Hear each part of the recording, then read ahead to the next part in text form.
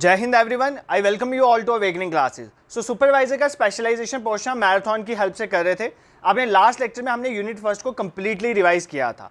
आज के इस लेक्चर में I will try to complete unit second as well as unit third. देखो ये लेक्चर मैंने स्टार्ट तो कर दिया, पता नहीं कितना लंबा जाएगा क्योंकि बहुत टॉपिक्स हैं जो मुझे आपको बताने हैं। यहाँ पर मैंने तो अपना काम कर लिया है, एक पानी की बोतल साथ रख ली है, तो आप भी पानी की बोतल लेके बैठना, साथ में खाने वाला भी चाहे लेके बैठना। एटलीस्ट जब तक एक यूनिट कंप्लीट नहीं ना होता तब तक बिल्कुल स्किप मत करना। एक यूनिट कंप्लीट होने के बाद चाहे 5-10 मिनट की ब्रेक लेके सेकंड यूनिट को आप कंप्लीट करोगे, बट तब तक ध्यान से लेक्चर को देखोगे। अपनी 100%, I just want your 100% concentration in the lecture. अगर आपने अपना 100% आज के लेक्चर में कंसंट्रेट कर दिया, that will replicate in your real exam, I am damn sure about it. ठीक है, सो बिना टाइम वेस्ट के लेक्चर को स्टार्ट करते हैं। यूनिट सेकंड का पहला ही टॉपिक है आपका जेंडर इनइक्वालिटीज एंड इश्यूज। मतलब जेंडर इनइक्वालिटीज के क्या क्या इश्यूज उसकी वजह से अराइज होते हैं, हमें ये देखना है। ठीक है, तो बेसिकली आपको सबसे पहले तो पता होना चाहिए what is the difference between sex and gender. तो ये दो वर्ड कंफ्यूजिंग है, तो एग्जाम में पूछ भी सकता है। देखो सेक्स ना एक तरह का बायोलॉजिकल वर्ड है, ठीक है, ये आपकी फिजियोलॉजिकल बॉडी को बताता है कि आपकी फीमेल बॉडी है या मेल वाली बॉडी है। तो मतलब ये बायोलॉजी के बेसिस में, मतलब आपका बायोलॉजिकली आप मेल हो या फीमेल हो, जस्ट इतना बताता है। जेंडर बायोलॉजिकल कंसेप्ट नहीं है, जेंडर एक सोशल कंसेप्ट है। ये याद रखना, जेंडर क्या है, एक सोशल कंसेप्ट है। मतलब सोशली मेल को, जैसे फॉर एग्जांपल आपने देखा होगा पेट्रियार्कल सोसाइटी में बोला जाता है males are strongs, females are weak. तो पेट्रियार्कल सोसाइटी में ये माना जाता है। तो ये किसके बेसिस में है? ये बेसिकली सोसाइटी के बेसिस में है। तो मतलब ये एक जेंडर कंस्ट्रक्ट है। तो जेंडर कंस्ट्रक्ट और सेक्स के बारे में आपको पता होना चाहिए। मतलब सेक्स जो है वो बायोलॉजिकली किसी की बॉडी को बोला जाता है कि वो मेल है या फीमेल है, और जेंडर में एक सोशल एंगल आ जाता है कि सोसाइटी में जो मेल है वो फीमेल है, उसकी क्या रेलिवेंस है, दैट बेसिस में हम जेंडर जो है वो डिसाइड करते हैं। ठीक है, I hope this is clear to you. इस पॉइंट के बारे में आपको कोई दिक्कत नहीं होनी चाहिए। देखो अब क्या क्या चीज़ें हैं जिसकी वजह से सोसाइटी में जेंडर इनइक्वालिटी है। तो there are millions of reasons.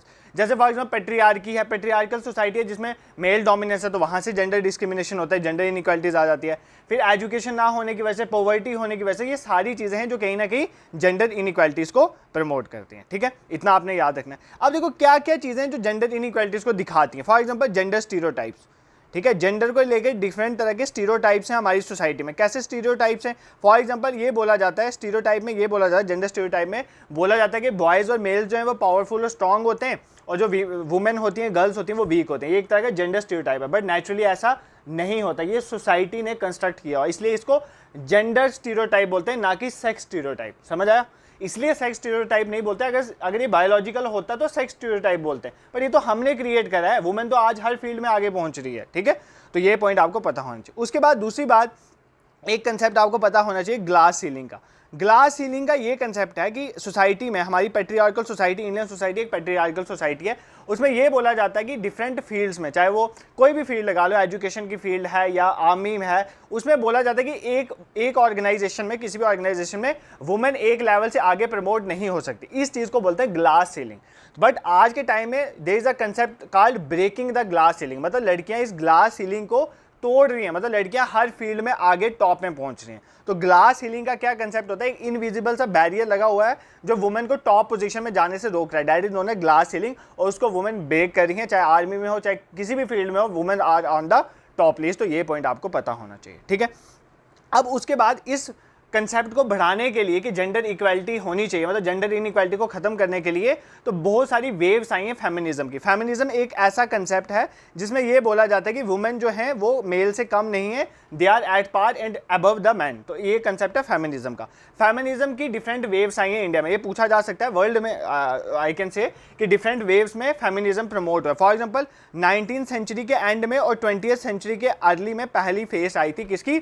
हमारी फेमिनिज्म की। ठीक है, इसमें क्या किया, वुमेन को राइट दिया गया था कि वुमेन वोट कर सकती है। उसके बाद सेकंड वेव कब आई फेमिनिज्म की? 1960s के टाइम में। इसमें क्या किया गया, वुमेन को इक्वल सोशल और लीगल राइट्स दिए गए, इक्वल पे दी गई वुमेन को इक्वल वर्क के लिए। तो ये सारी चीजें इसमें आई। थर्ड वेव कब आई? 1990s के टाइम में। ठीक है, थर्ड वेव आई 1990s के टाइम में। मतलब जो सेकंड वेव में जो ड्रॉबैक्स थे वो थर्ड वेव में हमने रिमूव किया। और फेमिनिज्म की फोर्थ वेव जो आई वो 2012 में आई, जब आपने सुना होगा वर्ल्ड में एक हैशटैग चला था, हैशटैग मी टू कैंपेन, जो क्या वुमेन ने चलाया था अगेंस्ट जो इनकी बॉडी शेमिंग, वुमेन की बॉडी शेमिंग या सेक्सुअल हरासमेंट या सेक्सुअली अब्यूज किया जाता है उनको, उसके against hash me too campaign चली होगी। That was the fourth wave of feminism. ठीक है, तो चार वेव कौन सी आई? 19th और लेट 19 और अर्ली 20 में एक वेव आई, फिर 1960s के टाइम में आई, 1990s के टाइम में आई और 2012 के टाइम में एक वेव आती है। ये पॉइंट आपको पता होना चाहिए, ठीक है। जेंडर इनइक्वालिटी क्या होता है, क्या उसकी रीज़न है, ये हमने देख लिया। अब देखो बेसिकली अगर ये जेंडर इनइक्वालिटी हमारी सोसाइटी में है तो इसके लिए क्या हमारी इंडिया में कुछ ऐसी ऑर्गेनाइजेशन हैं जो इसको बेसिकली रोकने का काम करते हैं? तो हाँ, एक ऑर्गेनाइजेशन के बारे में आपको पता होना चाहिए। देखो मैं यहाँ पर ना आपको ऐसे कंसेप्ट पढ़ाऊंगा कि सारी चीज़ें रिलेट होती जाएं, कुछ भी नहीं छूटेगा, बस आप पूरी कंसंट्रेशन रखना। तो हमारे पास एक नेशनल कमीशन है, किसके लिए? नेशनल कमीशन हमने बनाई हुई है वुमेन के लिए। तो सबसे पहली बात आपको एग्जाम में पूछेगा कब बनी, तो 1992 में एक नेशनल कमीशन फॉर वुमेन है। कब बनी? 1992 में। इसका काम क्या है? वुमेन के वेलफेयर को प्रमोट करना। जैसे नेशनल ह्यूमन राइट कमीशन है ना, आगे पढ़ेंगे ह्यूमन राइट पे, इसी तरह नेशनल कमीशन ऑफ वुमेन है जिसका काम है प्रमोट करना वेलफेयर ऑफ वुमेन। ये एक स्टैट्यूटरी बॉडी है। क्यों? क्योंकि मैंने आपको बोला 1992 में बनी, एक एक्ट आया था national commission for women act 1992, उसके तहत बनी है, इसलिए इसको बोलते हैं एक स्टैट्यूटरी बॉडी है। जो बॉडी किसी एक्ट के थ्रू बनती है that is known as statutory body. उसके बाद हमने वुमेन के राइट्स को और प्रमोट करने के लिए क्या किया? हमने स्पेशल मैरिज एक्ट लाया 1954 में, डोरी प्रिवेंशन एक्ट लाया क्योंकि डोरीज को खत्म करें, तो डोरी प्रिवेंशन एक्ट का लाया हमने 1961 में, जिसमें बोला गया कि 6 महीने से लेकर 6 साल तक की इंप्रिजनमेंट हो सकती है अगर कोई डोरी लेते पकड़ाया जाएगा। फिर सती प्रिवेंशन एक्ट, जो सती हो जाती थी वुमेन, उसके अगेंस्ट हमने एक्ट लाया। तो ये कुछ ऐसी चीजें हैं जो हमने करी हैं ताकि वुमेन को जेंडर इनइक्वालिटी से बाहर लाके वुमेन को एट पार मैन के साथ रखा जाए, ठीक है। अब एक ना वर्ल्ड में एक रिपोर्ट निकलती है, अब थोड़ा करंट देख लेते हैं। एक रिपोर्ट निकलती है जेंडर गैप रिपोर्ट, ठीक है, ग्लोबल जेंडर गैप रिपोर्ट, ठीक है, ये याद रखना। सबसे पहली बात, ये बहुत इंपॉर्टेंट है, एग्जाम में पूछेगा ये जेंडर गैप रिपोर्ट कौन निकालता है। सबसे पहले आपको पता होना चाहिए कौन निकालता है। ये निकालता है वर्ल्ड इकोनॉमिक फोरम। कौन निकालता है? वर्ल्ड इकोनॉमिक फोरम निकालता है, ठीक है, ये आपको समझ आ गया। अब 2023 की भी याद रखनी है आपने, उसका क्या आया था इंडिया का रैंक, और 2024 का भी याद रखें। 24 का अभी रिसेंटली आया, थोड़े दिन पहले ही आया, और 2023 का भी याद रखें, कई बार जीके से थोड़ा पीछे वाला भी पूछ लेती है। तो 2023 के जेंडर गैप रिपोर्ट के अकॉर्डिंग इंडिया का रैंक था 127। कितना रैंक था? 127 रैंक था आउट ऑफ 146 कंट्री। तो मतलब 146 कंट्रीज में से हमारा 127 रैंक है, मतलब बहुत नीचे हमारा रैंक। मतलब हमारे में जेंडर जो गैप है वो बहुत ज़्यादा है इंडिया में, ठीक है, मतलब मेल और फीमेल में गैप बहुत ज़्यादा है। बट इस साल क्या हुआ, इससे ये 2 और गिर गया। पहले ही 127 इतना कम था, इस साल तो 129 हो गया आउट ऑफ 146 कंट्री। तो ये याद रखना, ग्लोबल जेंडर गैप रिपोर्ट की अगर बात करें तो कौन रिलीज करता है? सबसे पहली बात आपको ये याद रखनी है, वर्ल्ड इकोनॉमिक फोरम रिलीज करती है। और दूसरा आपने ये याद रखना है कि इसमें इंडिया का रैंक कितना था 2023 में और 2024 में। ये चाहे लिख लो क्योंकि ये एग्जाम है, क्योंकि आज के इस लेक्चर में बहुत सारे डेटा भी है जो आपको थोड़ा बहुत रिवाइज करना पड़ेगा, और डेटा आप कहीं पर लिख सकते हो, ठीक है। I hope this is clear to you, यहाँ पर कोई भी आपको प्रॉब्लम नहीं होगी। उसके बाद देखो हमने क्या क्या और स्टार्ट किया, हमने बेटी बचाओ बेटी पढ़ाओ योजना स्टार्ट करी थी ताकि हम गर्ल चाइल्ड को पढ़ा सकें। कब हमने स्टार्ट की? 2015 में। तो बेटी बचाओ बेटी पढ़ाओ ये भी आपको पता होना चाहिए, वुमेन के रिलेटेड है। उसके बाद हम एक ना वर्ल्ड लेवल पे एक डे बनाते हैं, इंटरनेशनल वुमेन डे। ये तो एग्जाम में पूछेगा भाई, international women day. International women day कब मनाया जाता है? एग्जाम में पूछा जाएगा। इंटरनेशनल वुमेन डे कब मनाया जाता है? 8 मार्च को मनाया जाएगा। कब मनाया जाता है? 8 मार्च को। इसी 8 मार्च को, इस साल 8 मार्च को इंटरनेशनल वुमेन डे वाले दिन सुधा मूर्ति जी को राज्यसभा का मेंबर जो है नॉमिनेट किया गया। क्यों किया गया? ये बताने के लिए कि हम वुमेन को अप्रिशिएट कर रहे हैं, ठीक है। तो इंटरनेशनल वुमेन डे 8 मार्च। और करंट अफेयर वाले सेशन में, मैराथन सेशन जो एक ऑलरेडी हो चुका है, उसमें ये पॉइंट मैंने आपको एक्सप्लेन कर रहा था कि सुधा मूर्ति जी को राज्यसभा का मेंबर 8 मार्च को अपॉइंट किया गया, ठीक है। इसी तरह एक ये हो गया इंटरनेशनल वुमेन डे। एक हमारा नेशनल वुमेन डे भी होता है, तो ये भी याद करो। नेशनल वुमेन डे कब मनाया जाता है? 13 फरवरी को। क्यों मनाया जाता है? इस दिन बर्थ एनिवर्सरी होती है सरोजिनी नायडू की, ठीक है। इतना क्लियर हो गया, इसमें कोई प्रॉब्लम है आपको? नहीं होनी चाहिए, ठीक है। और एक चीज आपने और याद रखनी है, देखो एक यहाँ पर जेंडर इनइक्वालिटी की बात हो रही है। जेंडर में मेल भी है, फीमेल भी है, और आपको पता है थर्ड जेंडर भी आता है उसमें, तो ये भी आपको पता है, ठीक है। तो 3 जेंडर हैं। तो बेसिकली नीदरलैंड आपने कंट्री याद रखनी है। नीदरलैंड जो पहली यूरोपियन कंट्री बनी थी, नीदरलैंड पहली यूरोपियन कंट्री बनी थी जिसने लीगल सैंक्शन दिए थे ऑफ मैरिज टू जो गेज, जो गे है ना उनको भी मैरिज के लिए लीगल सैंक्शन जो है देने वाली पहली यूरोपियन कंट्री कौन सी बनी है? नीदरलैंड। मतलब इसमें क्या हुआ, हम थर्ड जेंडर के राइट्स को प्रोटेक्ट करें और प्रमोट करें। तो ये पॉइंट भी आपको याद रखना है नीदरलैंड के बारे में, ठीक है। उसके बाद और क्या इंपॉर्टेंट चीज़ है जो हमें याद रखनी है? अभी रिसेंटली देखो करंट अफेयर भी साथ साथ पढ़ा दो, 2024 में ही, 2023 में बिल रखा गया, 24 में पास हो गया। कौन सा बिल था वो? नारी शक्ति वंदन अधिनियम। नारी शक्ति वंदन अधिनियम, ये क्या बिल है? ये एग्जाम में पूछा जा सकता है। अब तो ये एक्ट बन गया है, तो इसी ये क्या है बेसिकली? ये कौन सा एक्ट है? नारी शक्ति वंदन अधिनियम। देखो इस एक्ट में ये बोला गया है, ये एक्ट पास हो गया अभी पार्लियामेंट से, इसमें ये बोला गया है कि वुमेन को रिजर्वेशन मिलेगी कहाँ पर, लोकसभा इलेक्शंस में भी as well as assembly elections में भी, इवन यूटी के असेंबली इलेक्शंस में भी वुमेन को क्या मिलेगी, रिजर्वेशन मिलेगी। आपको एग्जाम में पूछेगा कितनी रिजर्वेशन मिलेगी, तो 1/3 रिजर्वेशन मिलेगी। क्या इस साल के लोकसभा में ये अप्लाई हुआ है, नहीं हुआ है, नेक्स्ट से होगा, ठीक है, और 15 साल तक चलेगा, उसके बाद गवर्नमेंट सोचेगी कि क्या करना है। बट इतना आपने याद रखना है, सिर्फ इतना भी याद कर लोगे काम बन जाएगा कि नारी शक्ति जो वंदन अधिनियम है उसके तहत 1/3 रिजर्वेशन दी जा रही है वुमेन को लेजिस्लेटिव असेंबली में भी एज वेल एज लोकसभा के इलेक्शंस में भी, ठीक है। I hope this is clear to you. ये कुछ इंपॉर्टेंट चीज़ें थी जो जेंडर इनइक्वालिटीज़ के बारे में आपको पता होनी चाहिए। अब देखो यहाँ पर दो चीज़ें आ जाती हैं कि जेंडर रिलेटेड क्या क्या लॉज हैं और दूसरा ह्यूमन राइट का क्या इशू है। थोड़ा बहुत ह्यूमन राइट के बारे में पढ़ेंगे, बाकी ह्यूमन राइट की एवोल्यूशन आगे जाके आएगी यूनिट नेक्स्ट यूनिट में। पहला टॉपिक है ह्यूमन राइट्स एंड एवोल्यूशन, वहाँ पर इसको अच्छे से डिस्कस कर लेंगे, ठीक है। सबसे पहली बात, अगर मैं बात करूँ जेंडर लॉज की, अगर मैं वर्ल्ड लेवल की बात करूं तो जो यूनाइटेड नेशन की जनरल असेंबली है ना, सबको पता है यूनाइटेड नेशन की जनरल असेंबली जो है उसने एक कन्वेंशन को अडॉप्ट करा था। ध्यान से सुना, यूनाइटेड नेशन की जनरल असेंबली जो है उसने एक कन्वेंशन को अडॉप्ट करा था। उस कन्वेंशन का नाम था elimination of all form of discrimination against women, मतलब सभी फॉर्म ऑफ डिस्क्रिमिनेशन जो वुमेन को हो रही है उसको क्या करना, उसको खत्म करना, एलिमिनेट करना। कब अडॉप्ट करा था ये आपने याद रखना है, 1979। इसी को बोला जाता है international bill of right for women. देखो एक है इंटरनेशनल बिल ऑफ राइट, वो अलग चीज़ है, वो ह्यूमन राइट्स रिलेटेड है, बट ये है international bill of rights for women. ये क्या है, international bill of rights for women इसको बोला जाता है। बेसिकली क्या है, वापस सुन लो, ध्यान से सुन लो, कोई इसमें डाउट रखने की जरूरत ही नहीं है। देखो हुआ क्या, 1979 की बात है। 1979 में यूनाइटेड नेशन जनरल असेंबली में अडॉप्ट करा, क्या अडॉप्ट करा, एक कन्वेंशन अडॉप्ट करा। कन्वेंशन का नाम क्या था, elimination of all form of discrimination against women. इसके तहत मतलब हम वुमेन के अगेंस्ट कोई भी डिस्क्रिमिनेशन नहीं होने देंगे।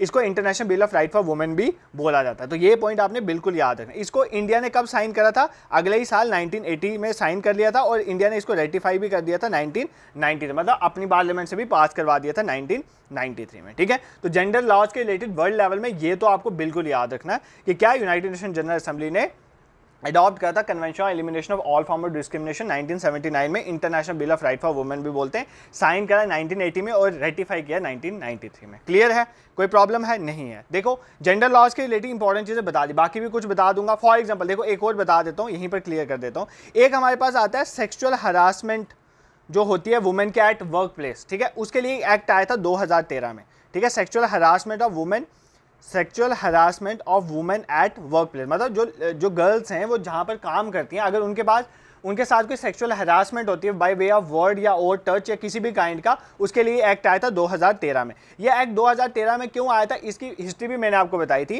कि देखो एक हमारे पास आई थी विशाखा गाइडलाइंस। कौन सी गाइडलाइंस आई थी, विशाखा गाइडलाइंस। क्या थी विशाखा गाइडलाइंस, होता क्या है कि 1997 में आती है विशाखा गाइडलाइंस। इसमें क्या होता है, मैंने आपको बताया था, एक Banwari Devi versus state of Rajasthan, Vishakha versus state of Rajasthan वाला केस आता है, जिसमें बनवारी देवी के साथ जो है वो एक एनजीओ वगैरह चलाते थे, वो बहुत इंपॉर्टेंट सोशल जो वर्कर थी, उनके साथ एक मतलब सेक्सुअल हरासमेंट वगैरह वाली चीज़ होती है, ठीक है। तो उनकी जो केस चलता है विद स्टेट ऑफ राजस्थान, उसके अकॉर्डिंग जो है बाद में विशाखा गाइडलाइंस आती हैं, जिसके according sexual harassment of women at work place act बनाया जाता है 2013 में, जो क्या करता है कि अगर कहीं भी सेक्सुअल हरासमेंट हो रही है अगेंस्ट वुमेन तो वो पेनल्टी करता है। इसमें इसके तहत क्या होता है, हर एक जो वर्क प्लेस होगी वहाँ पर एक कमेटी बनाई जाती है जिसमें वुमेन भी होंगी, और अगर किसी भी लड़की के साथ कुछ गलत होता है वो उस कमेटी को बताएगी। कमेटी का काम है उस पर्सन को जो गलत कर रहा है उसको सजा दिलवाना, इवन एफआईआर भी करना उसके अगेंस्ट। तो ये सारी चीज़ें हमने इन डेप्थ पढ़ी हैं। जस्ट आपको इतना याद रखना है कि sexual harassment of women at work place act जो है 2013 का, वो किसके बेसिस में आया, विशाखा गाइडलाइंस ऑफ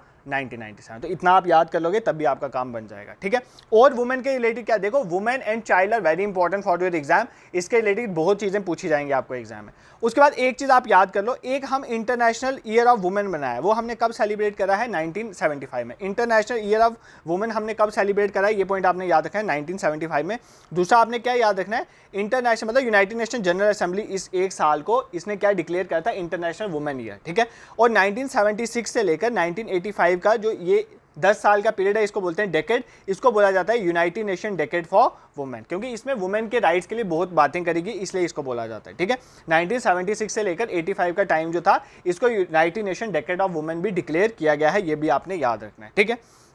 क्लियर है। उसके बाद और वुमेन के रिलेटेड क्या क्या लॉज हैं, मतलब वुमेन को प्रमोट, देखो जेंडर लॉज मतलब वुमेन के प्रोटेक्शन के लिए ही लॉज हैं, यहाँ पर मेनली उन्हीं की बात हो रही है। उसके बाद आपको पता है एक मैटरनल बेनिफिट एक्ट आया था, maternal benefit act. Maternal benefit act मतलब एक वुमेन जब प्रेग्नेंट होती है उसके बाद उसको जो लीव मिलती है that is known as maternal benefit act. 1961 में ये एक्ट आया था। इसके तहत क्या होता था कि 12 हफ्तों की, देखो 1961 की अभी मैं बात कर रहा हूँ, 1961 वाले मैटरनिटी बेनिफिट एक्ट के मुताबिक क्या था, 12 वीक्स की वुमेन को क्या मिलेगी, छुट्टी मिलेगी और उसको मतलब उसको लीव मिलेगी और उसको पैसे भी मिलेंगे उसके। तो ये 12 वीक्स की थी according to 1961 maternity benefit act. But 2017 में इस 12 हफ्ते के टाइम को बढ़ाकर कितना कर दिया है, 26 वीक। तो याद कर लेना, ये बिल्कुल नहीं भूलना, 26 वीक तक अब वुमेन को मैटरनिटी बेनिफिट मिलता है, मतलब 26 वीक की उसको छुट्टियां मिलती हैं और इसके पे भी मिलती है इन 26 हफ्तों की, ठीक है। बस शर्त ये होती है कि पेड मैटरनिटी लीव तभी मिलेगी अगर वुमेन ने ऑलमोस्ट मतलब 80 दिन तो काम किया होना चाहिए पहले कंपनी में, तो फिर उसको मिल जाती है। तो इतना आप याद कर लोगे।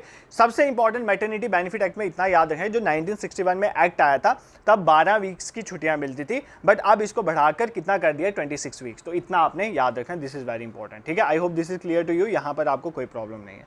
मूविंग टूवर्ड्स, अब चलते हैं हम ह्यूमन राइट्स के बारे में। कुछ चीज़ें ह्यूमन राइट्स के बारे में आपको बता दो। सबसे पहली बात, ह्यूमन राइट्स होता क्या, एक बार अगर आप चाहो तो मैं आपको थोड़ा सा रिवाइज करवा देता हूँ अभी जो मैं आपको 2-3 चीज़ें बताई। एक सबसे पहली बात मैंने आपको इंपॉर्टेंट चीज़ बताई, यूनाइटेड नेशन जनरल असेंबली ने एक वुमेन के जो डिस्क्रिमिनेशन होती थी उसके अगेंस्ट जो है एक कन्वेंशन अडॉप्ट करता है 1979। इसको international bill of rights for women कहते हैं, ठीक है। इसको इंडिया ने 1985 में साइन किया था और 1993 में रेक्टिफाई करा था। फिर मैंने देखा 1975 को इंटरनेशनल वुमेन ईयर जो है डिक्लेयर किया गया। फिर मैंने आपको बताया 1976 से लेकर 85 का टाइम जो है वो इसको इंटरनेशनल वुमेन डिकेड बोला जाता है, तो ये याद करना। फिर मैटरनिटी बेनिफिट एक्ट का भी थोड़ा बता दिया, जिसमें पहले 12 वीक्स की छुट्टियां मिलती थी, अब इसमें 26 वीक्स की छुट्टियां मिलती हैं 2017 के बाद। और sexual harassment of women at work place act कब आया था, 2013 में, किसके बेसिस में आया था, विशाखा गाइडलाइन में, ठीक है। अब देखते हैं ह्यूमन राइट्स के बारे में। देखो ह्यूमन राइट्स की अगर मैं बात करूं, ह्यूमन के राइट्स मतलब ह्यूमन राइट्स वो राइट्स होते हैं जो सभी ह्यूमन बींग्स को मिलते हैं, all human beings irrespective of race, sex, language, ethnicity, nationality, religion, मतलब कोई किसी भी कंट्री का है, अफ्रीका का है, एशिया का है, यूएस का है, यूरोप का है, हर एक पर्सन को इक्वल राइट मिलते हैं, that are known as human right, ठीक है। देखो ह्यूमन राइट, सबसे पहली बात, हम ह्यूमन राइट डे कब मनाते हैं, 10 दिसंबर को। ये तो याद करना, रट लेना, क्यों, क्योंकि 10 दिसंबर 1948 में हमने क्या किया था, हमने अडॉप्ट करा था, बेसिकली जनरल असेंबली ने हमारे अप्रूव करा था universal declaration of human right. आगे एक टॉपिक है आपका universal declaration of human right, उसमें इन डेप्थ पढ़ लेंगे, अभी भी थोड़ा बता देता हूं। तो आपने याद रखना, सबसे पहली बात, ह्यूमन राइट डे कब ऑब्जर्व किया जाता है, 10 दिसंबर को। क्यों, क्योंकि हम क्या करते हैं, बेसिकली हमने इस दिन यूनिवर्सल डिक्लेरेशन ह्यूमन राइट, जिसमें हमने 30 ह्यूमन राइट्स जो है डिक्लेयर करे थे, वो भी बताऊंगा, उसमें को डिक्लेयर करा था हमने, यूनाइटेड नेशन जनरल असेंबली ने उसको क्या किया था, अप्रूव करा था 1948 10 दिसंबर को, इसलिए हम 10 दिसंबर को ह्यूमन राइट्स डे बनाते हैं, ठीक है। अब आपको एग्जाम में पूछेगा 2023 के ह्यूमन राइट डे की थीम क्या थी, तो इसकी थीम थी फ्रीडम,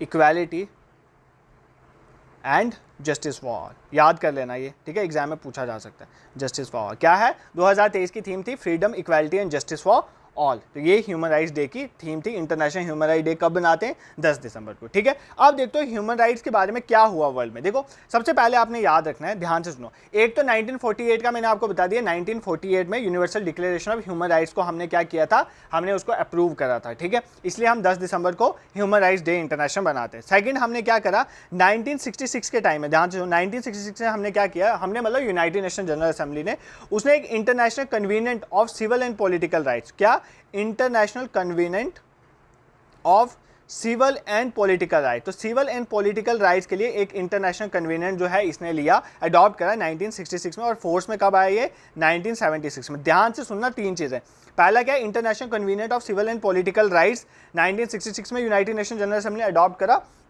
फोर्स में कब आया, 1976 में। और दूसरी क्या चीज़ अडॉप्ट करी, दूसरी भी चीज़ 1966 में ही अडॉप्ट करी, उसका नाम था international covenant of social economic and cultural right. क्या है, social economic and culture rights, ये भी हमने 1966 में, मतलब यूनाइटेड नेशन जनरल असेंबली में 1966 में अडॉप्ट करा, और फोर्स में कब आया, 1976 में, ह्यूमन राइट्स के अंडर, ठीक है।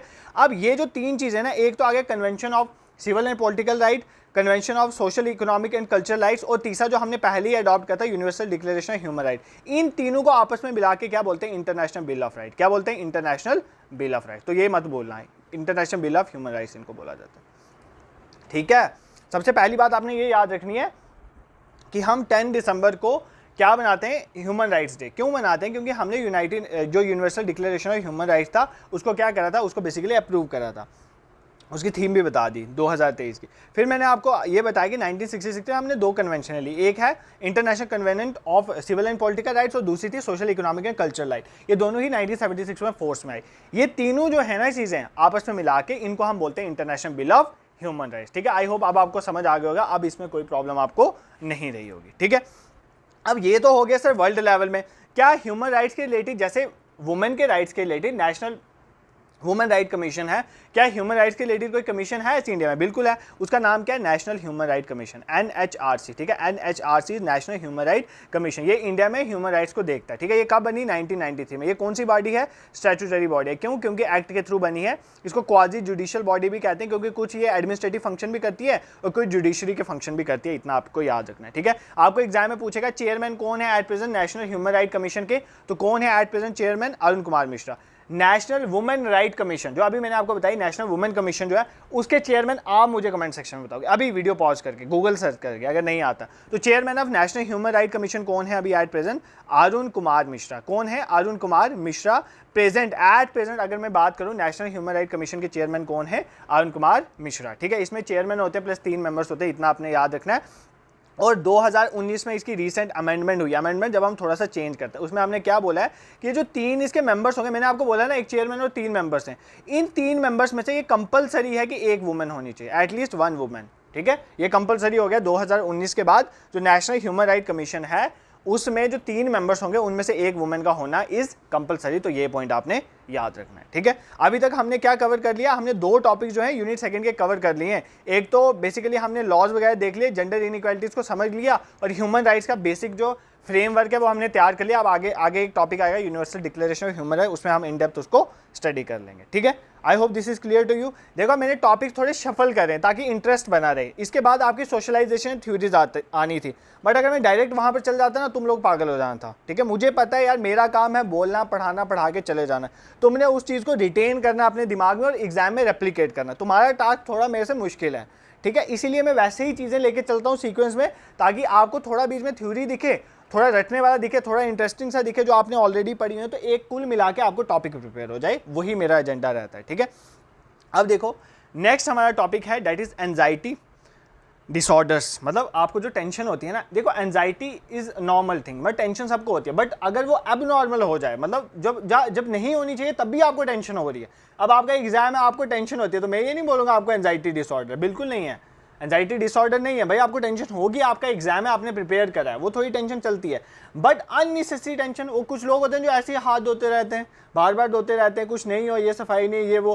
कई लोगों को ऐसे ही डर लगता रहता है, सडनली डर लगता है, ये सारे होते हैं एंजाइटी डिसऑर्डर। ठीक है, इसमें हमने फोबियाज के बारे में पढ़ना, OCD बारे के, GAD क्या होता है, पैनिक डिसऑर्डर क्या होता है, PTSD क्या होता है, ये सारी चीज़ें हम एक एक करके डिस्कस करेंगे। ठीक है, अब सबसे पहले अगर सिंपली आपको पूछे एंजाइटी डिसऑर्डर क्या होता है, ये आपकी एक मेडिकल इलनेस है आपके ब्रेन की, मतलब आपके ब्रेन की एक इलनेस है, मेडिकल इलनेस है, इसको बोलते हैं एंजाइटी डिसऑर्डर, जिसमें आप क्या करते हो, एक्सेसिव किसी चीज़ को सोचते रहते हो, दिमाग में टेंशन लेते हो, डिप्रेशन में चल जाते हो कुछ केसेस में, एक्सट्रीम केसेस में। ठीक है, सिम्टम्स क्या होते हैं आपके एंजाइटी डिसऑर्डर्स के? क्या क्या सिम्टम्स हो सकते हैं? सांस लेने में प्रॉब्लम आती है, शॉर्टनेस ऑफ ब्रेथ, जिसे एग्जाम में, अब मैं ये बोल रहा हूँ सांस लेने में प्रॉब्लम आती है, तो ये भी सुन लो, इसको बोलते हैं शॉर्टनेस ऑफ ब्रेथ। कई बार हिंदी देख लेते हैं, इंग्लिश का पता ही नहीं होता उस वर्ड को क्या लिखते हैं, तो एग्जाम में ऐसे आएगा शॉर्टनेस ऑफ ब्रेथ, ये तो नहीं आएगा ना सांस लेने में प्रॉब्लम है।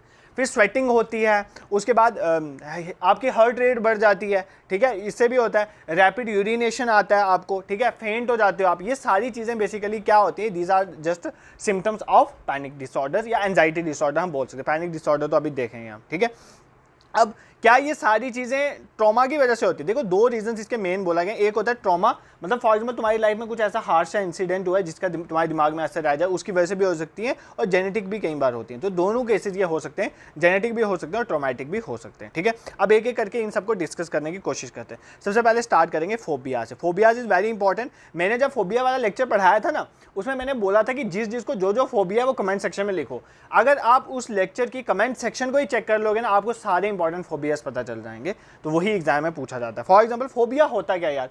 Unnecessary fear of something, by किसी चीज का अननेसेसरी फियर हो जाना। ठीक है, मुझे भी एक फोबिया है, वो मेरी लाइफ में एक इंसिडेंट हुआ था, हमारे घर के आसपास वाले एरिया में लाइटनिंग हुई थी एक बार, तो उसके बाद मुझे एस्ट्राफोबिया है, ठीक है।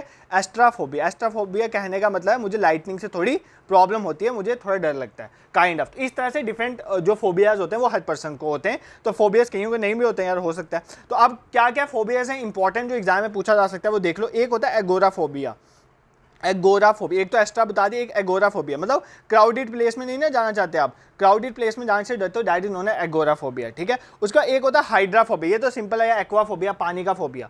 हाइड्रो या एक्वाफोबिया किसका, हाइड्रो या एक्वा, हाइड्रो मतलब पानी होता है, एक्वाफोबिया ये किसका होगा, वाटर। एक होता है जीनोफोबिया मतलब स्ट्रेंजर्स के साथ मिलने का फोबिया। एक होता है हीमोफोबिया, हेमोफोबिया, हेमो मतलब होता है ब्लड, तो मतलब ब्लड का फोबिया। आप कहीं ब्लड देख लो पड़ा हुआ या गिरता हुआ ब्लड, तो आपको वहाँ पर मतलब ऐसा एक्सेसिव जो है आपको क्या होने शुरू हो जाता है, अननेसेसरी फियर होने शुरू हो जाता है, that is known as hemophobia. और सर एक होता है सोशल फोबिया, मतलब सोसाइटी में इंटरेक्ट करने में से कुछ लोगों को फोबिया होता है, तो उसको बोलते हैं सोशल फोबिया। एक होता है हाइट का फोबिया, इंपॉर्टेंट है, एग्जाम में पूछा जाता है। हाइट का phobia that is acrophobia. Acrophobia is height का, ये बहुत इंपॉर्टेंट है, एग्जाम में पूछा जाता है। और क्लेस्ट्रोफोबिया भी पूछा जाता है। क्लेस्ट्रोफोबिया मतलब कंजेस्टेड प्लेस में, जैसे गुफा वगैरह में आप केव्स में जाते हो ना, तो वहाँ पर आपको डर लगता है। तो जो कंजेस्टेड एरियाज में आप नहीं रुकना चाहते हो, कुछ ऐसी जगह होती हैं जो कंजेस्टेड होते हैं, वहाँ पर जाकर आपको डर लगता है, that is known as claustrophobia. Acrophobia height का होता है, ये याद रखना। ये कुछ इंपॉर्टेंट फोबियाज हैं, ये मे बी एग्जाम में पूछे जा सकते हैं। एनिमल्स का फोबिया क्या होगा, जू फोबिया, ये देख लेना। उसके बाद स्लीपिंग फोबिया भी होता है भाई, सोने का भी फोबिया एक,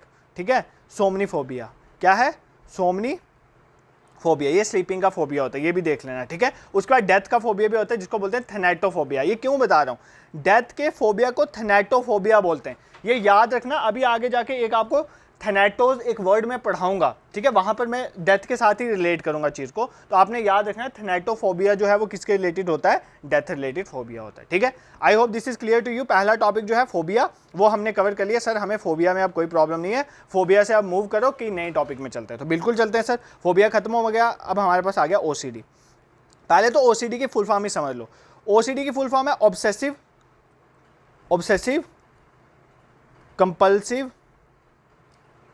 कंपल्सिव डिसऑर्डर, ठीक है, ऑब्सेसिव कंपल्सिव डिसऑर्डर, ठीक है। ऑब्सेसिव मतलब ऑब्सेशन।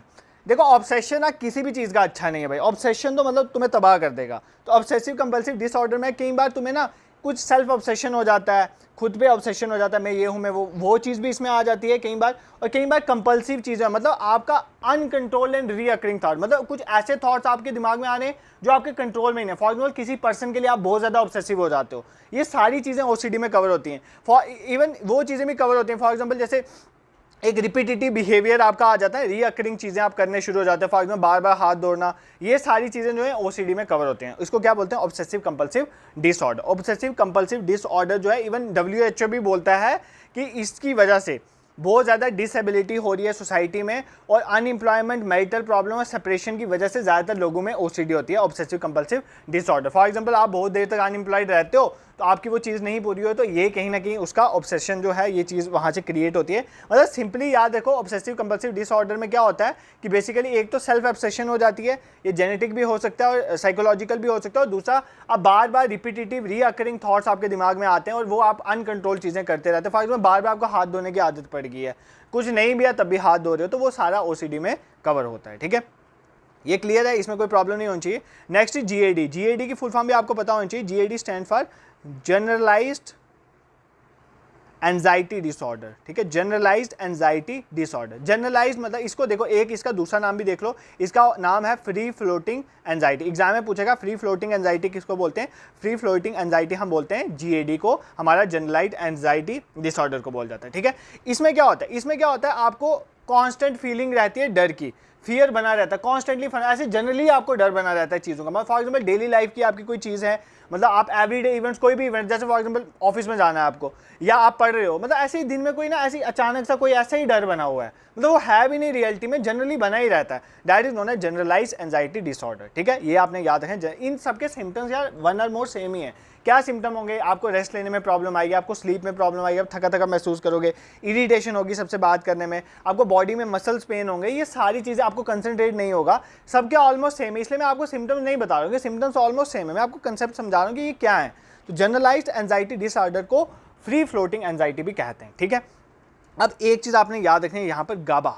गाबा गाबा जीएडी के रिलेटेड है, गाबा याद रखना। गाबा इज बेसिकली न्यूरो ट्रांसमीटर, ठीक है। बोला जाता है कि ये जो गाबा है ना बेसिकली एक न्यूरो ट्रांसमीटर, मतलब एक तरह के न्यूरॉन समझ लो जो ट्रांसमिट करते हैं इन्फॉर्मेशन को। इसका काम होता है, इस गाबा का काम होता है स्ट्रेस को रेगुलेट करना। ये हमारी बॉडी में स्ट्रेस को रेगुलेट करते हैं, न्यूरो ट्रांसमीटर होते हैं। बोला जाता है कि जीएडी जो कॉज होता है ना इसकी डेफिशिएंसी की वजह से होता है, ठीक है। अगर किसी की बॉडी में गाबा न्यूरो ट्रांसमीटर की डेफिशिएंसी हो जाती है तो उसको जनरलाइज्ड एंजाइटी डिसऑर्डर होता है। यंग और एडल्ट में ये मैक्सिमम देखा जाता है, और ये जेनेटिक भी हो सकता है और साइकोलॉजिकल भी हो सकता है, ठीक है। जेनेटिक जो होता है वो तो क्योर नहीं हो सकता, नॉन क्यूरेबल होता है, बट जो साइकोलॉजिकली होता है तो साइकेट्रिस्ट वगैरह के पास जाके आप इसका इलाज कर सकते हैं। बट साइकेट्रिस्ट के जाने से पहले अगर आप में से किसी को ये प्रॉब्लम है, वैसे तो पेपर से पहले डिस्कस नहीं होनी चाहिए किसी को भी। अगर कोई मेंटल ट्रॉमा है, देखो मैं आपको एक लाइफ लेसन दे देता हूँ। वैसे तो मे बी आप में से मैं कितना छोटा होऊंगा कईयों में से, बट इतना मैंने भी सीखा है लाइफ में और मैं आपको भी बताना चाहता हूँ। अगर लाइफ में कभी डिप्रेशन फील हो, अगर लाइफ में कभी मेंटल स्ट्रेस हो, अगर लाइफ में कभी मेंटल टेंशन हो,